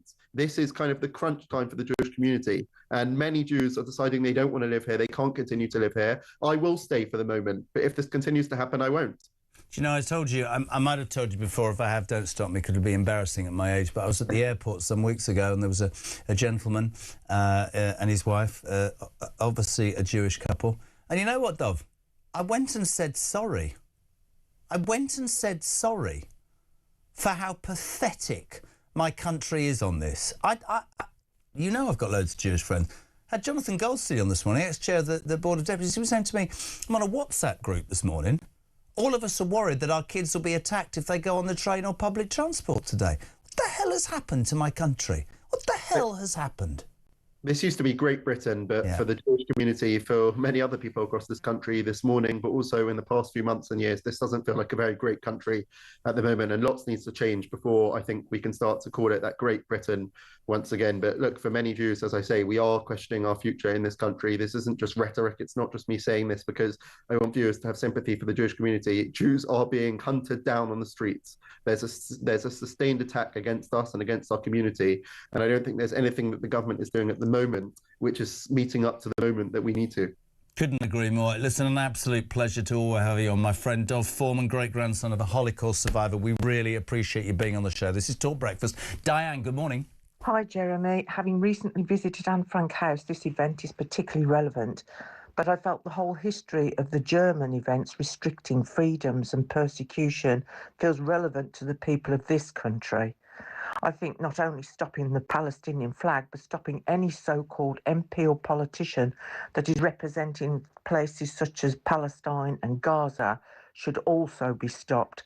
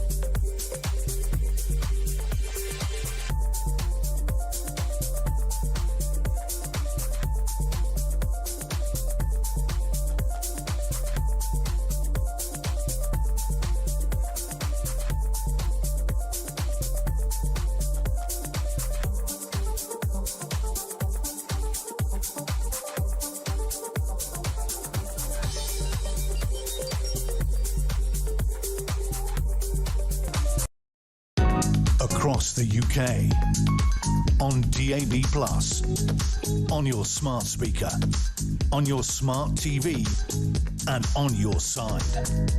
This is Talk. Welcome back. Never have a biscuit during the break. How is the Labour Party spending 25 million quid, says Nigel Brown, to protect the Jewish population? How's that helping? All it would do is reduce Jewish social freedom by creating environments of fear, stigma and restricted movement. Whilst the perception offered is intended to demonstrate Labour wanting to protect, what it is actually doing is enhancing surveillance, highlighting profiling and increasing self-censorship and the exclusion of Jews from public and private spaces. Nigel Brown says we're in a dangerous place. Barry says maybe it's time to deploy the army onto the streets of Golders Green. We haven't got an army, Barry. They're all woke as well. Jez, so not the army, the men and the women, the bosses are. So the 25 million for security for Jewish community, 50 million plus for Muslim security. What does it pay for? Canberra security officers. Why not put the money into police to put them on the streets? Put more police officers on the streets, says Linda in Stalybridge, and then you'd get an idea. Morning, Jez. 25 million, that's really good for the government. When do they get it? 2030? When we borrowed it off somebody else, probably. Paul in Fife. As this pathetic and dangerous government obsesses about bringing even more anti-Islamic laws and definitions to silence all criticism of this religion, we have innocent Jewish people now being butchered on the streets of London by a madman. It doesn't make any sense to me. Real anger this morning, 0344 499 1000. Yeah, the government, an hour or so ago, announcing £25 million extra funding to protect the Jewish community. Before people go, well, that's generous. What's that going to pay for? Security guards on doors of synagogues, Jewish shops. Is that right? No, we need to stamp out why this vile Semitism, anti-Semitism is taking place. I'm going to say it all morning to the drag me off air. Sleeper cells. The MI6 know there are sleeper cells in this country. Politicians who won't use the phrase radical Islamists because they fear of upsetting people. We need to ban the IRGC. We need to ban the Muslim Brotherhood. We need to ban those marches that call for the annihilation of the Jewish race. It's not bloody rocket science, is it? What is wrong with people? Doesn't make any sense at all. I'm going to change tack very quickly. His top man. To get him is an absolute coup. Great guest today. Finished off in total stardust, really. Author of The Windsor Legacy. Never had a drink with him. Robert Jobson, good morning. I'll buy you a drink when I next see you, Jeremy. Where are you, Dib? Are you on a cruise or something? Or are you in Washington? No, I'm in DC. I'm in DC with the King and the Queen. Now, let me just prove how dedicated you are. It's 4:45 in the morning, isn't it? Yeah, about that time, yeah. Do you know what's really ironic, Jobbo? I've never seen you looking smarter, and it's in the middle of the bloody night. What's going on? Well, I've got to be on the road in about, I don't know, an hour and a half. Great to have you on, mate. Yeah, so I'm going to be at the White House, so I couldn't go dressed as I normally go dressed. I think they might not let me in. Let's talk about this trip. I had Tom Bauer on earlier. You and I confirmed royalists. I tried to put this in the right way yesterday. It ended up probably sounding a bit old-fashioned. I think our king has come of age. I think the soft diplomacy and what he's done over the last 4 days have been nothing short of absolutely phenomenal. Would you agree? Oh, without doubt. I was on the White House lawn when that speech was made by Trump as well, and was at the White House when he made his speech, Congress when he made his speech. What an incredible speech it was too. And I think that this soft power diplomacy would make your dad proud, and it certainly made me proud. I think that more important than that, all the nonsense that's been going on between Starmer and between our closest ally, the president of our closest ally, seems to have been dealt with by the king in a way that nobody else could have dealt with it. It's interesting when you watch his humour. You know, we're laughing here about when he said about, you know, you say, Mr. President, you know, you'd have been German, we'd have all been speaking French. It was brilliant. I'm going to play you a clip. I don't know if you've seen this. I'm sure you have. This sort of sums up. We've got Donald Trump basically slagging off Starmer, and then the king's amazing. Have a watch. This is brilliant. And on Iran, they weren't there. As you know it better than anybody. They weren't there. The king is fantastic. We spent a lot of time together. We had a lot of talk. We talked about this also. And he loves his country, and he's a great king, and he's a great friend of mine. And I think if he were doing that, if that were up to him, he would have probably helped us with Iran. You know, he's coming back tomorrow. We had an incredible evening last night, and he's leaving tomorrow. He's going to come back and see us before he leaves, and, you know, but I think he's a phenomenal representative for his country. I think the people in the United Kingdom should be proud. I loved his speech yesterday. I watched it. I loved his speech last night. I don't know about my speech. I thought my speech was okay too, but I thought he was. I think he's an unbelievable king, and by the way, an unbelievable queen. They are a great couple. Rob, doesn't that just sum him up? He's a wonderful king. Starmer's rubbish. My speech was good too, but it is. There's no doubt he's like a kid in a candy store around royalty, isn't he? Yes and no. I think he knows exactly what he's doing, Donald Trump. It's no flaw.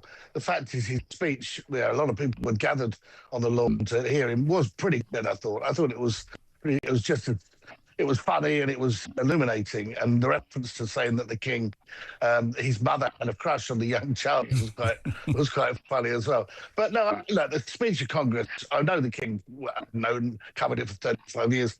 He was cock-a-hoop after that speech. The reaction of all those congressmen on their feet, cheering him and applauding him was pretty special to him, I think. This is a man who knows he's not going to reign for a long time, but in this visit... Oh, gutted. Oh, it's stuck. You see, that's what's happened. What's happened is the Democrats have cut the line because they didn't like it. Who's back? Rob, you stuck. You're back. Hello?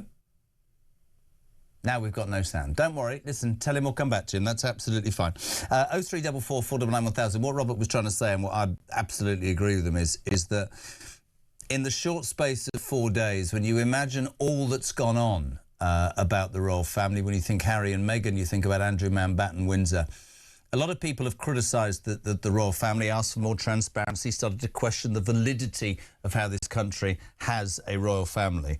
I think many of us in the know would say that what they've done, he and Camilla, in the last 4 days, has absolutely cemented it, and it will be part of his legacy. And total respect to him. Let's not forget, keep saying it, not going to change my mind. He's 77 years of age and he's ill, and he manages to do that whilst our own Prime Minister can't even get off his backside inside 10 Downing Street and go to Golders Green, where Jews are being stabbed on the streets of this country. This is Talk Breakfast.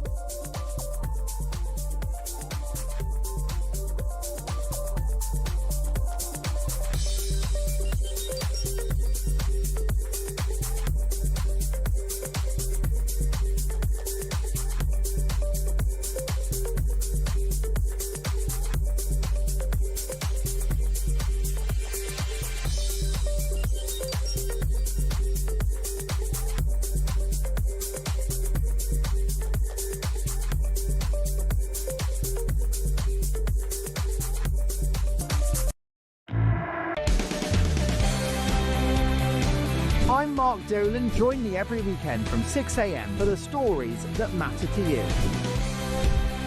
We talk politics, we talk news, we talk entertainment, we talk about everything that affects your life. There's only one place to start your weekend, the home of common sense. Talk Breakfast on Talk. 6 a.m. to 10 a.m. every Friday, Saturday and Sunday here on the home of common sense. Across the UK, on DAB+, on your smart speaker, on your smart TV, and on your side. This is Talk. Welcome back. Poor Robert Jobson, all dressed up at 4:45 in the morning, all ready to go off to the White House, and gets cut off by our technology. But bless him, he's doing a great job out there. We'll continue to speak more about that royal tour and just how successful it's been in terms of the United Kingdom PLC. And like I said before the break, if you put that up against the government that we've got and the problems that everyday Brits, hard-working alarm clock Brits, are feeling, it makes you sort of a little bit proud in a time where I don't feel proud about much. Elaine says, I'm a British Jew and I'm currently visiting my daughter in Israel. I don't feel safe to be Jewish in Britain anymore. I want to stay now in Israel. I think it's a disgrace what's happening to my country. Amanda says, as terrible as the attacks on innocent Jews are, I sincerely hope they will enforce finally the reality of what this once proud country has become due to the criminal negligence of our politicians. Heather from Yorkshire. People are so used to the police being useless. This is, I mean, how damning is this? That I'm now at a point where I actually get shocked when they do their job. Steve says, how bad's that, man? But it's true. Steve says, how can Starmer look at his wife and her family in the face? Stephen in London, as a former civil servant, I can confirm everything that Lord Hannon said. The civil service is full of immobile, uncooperative, politically left-leaning, stubborn staff, along with mainly very young, inexperienced staff with little or bugger all interest in the job they're doing. It needs clearing out and restructuring. I just want to repeat something I said about half an hour ago. Lord Daniel Hannon, great speech. He said, we do have a deep state in government. There are civil service entities who decide what's right and what's wrong, and they will ride roughshod over elected politicians. And he said that, I mean, I really want to play this before we finish. The civil service in Thatcher's day was sort of, it was run by what's called the Armstrong principles, which is what the minister wants, the minister gets.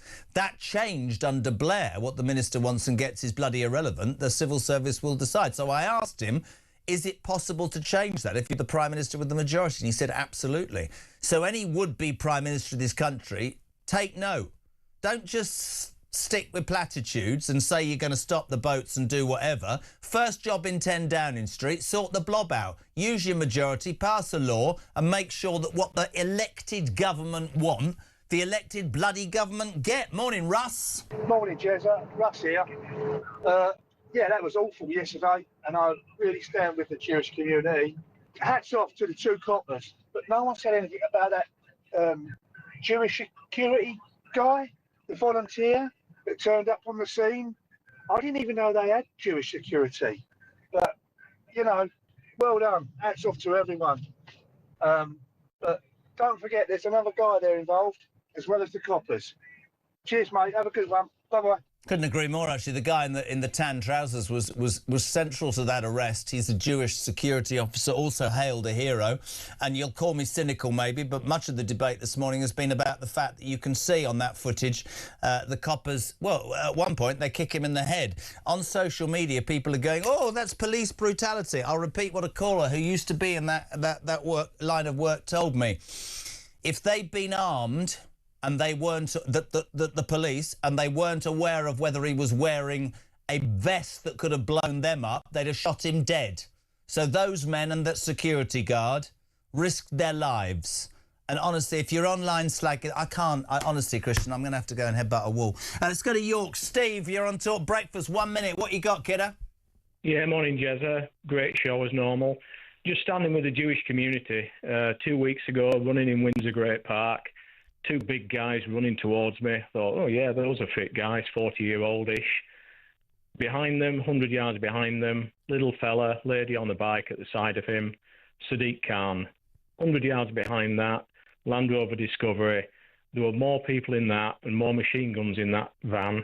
You could start a war. So he's being looked after. He's safe on the streets of London. So a little bit of double standards there. So Sadiq Khan is surrounded by armed guards if he goes for a run with his wife, but Jews can't just go about their daily life and walk up and down the streets of this country without being knifed?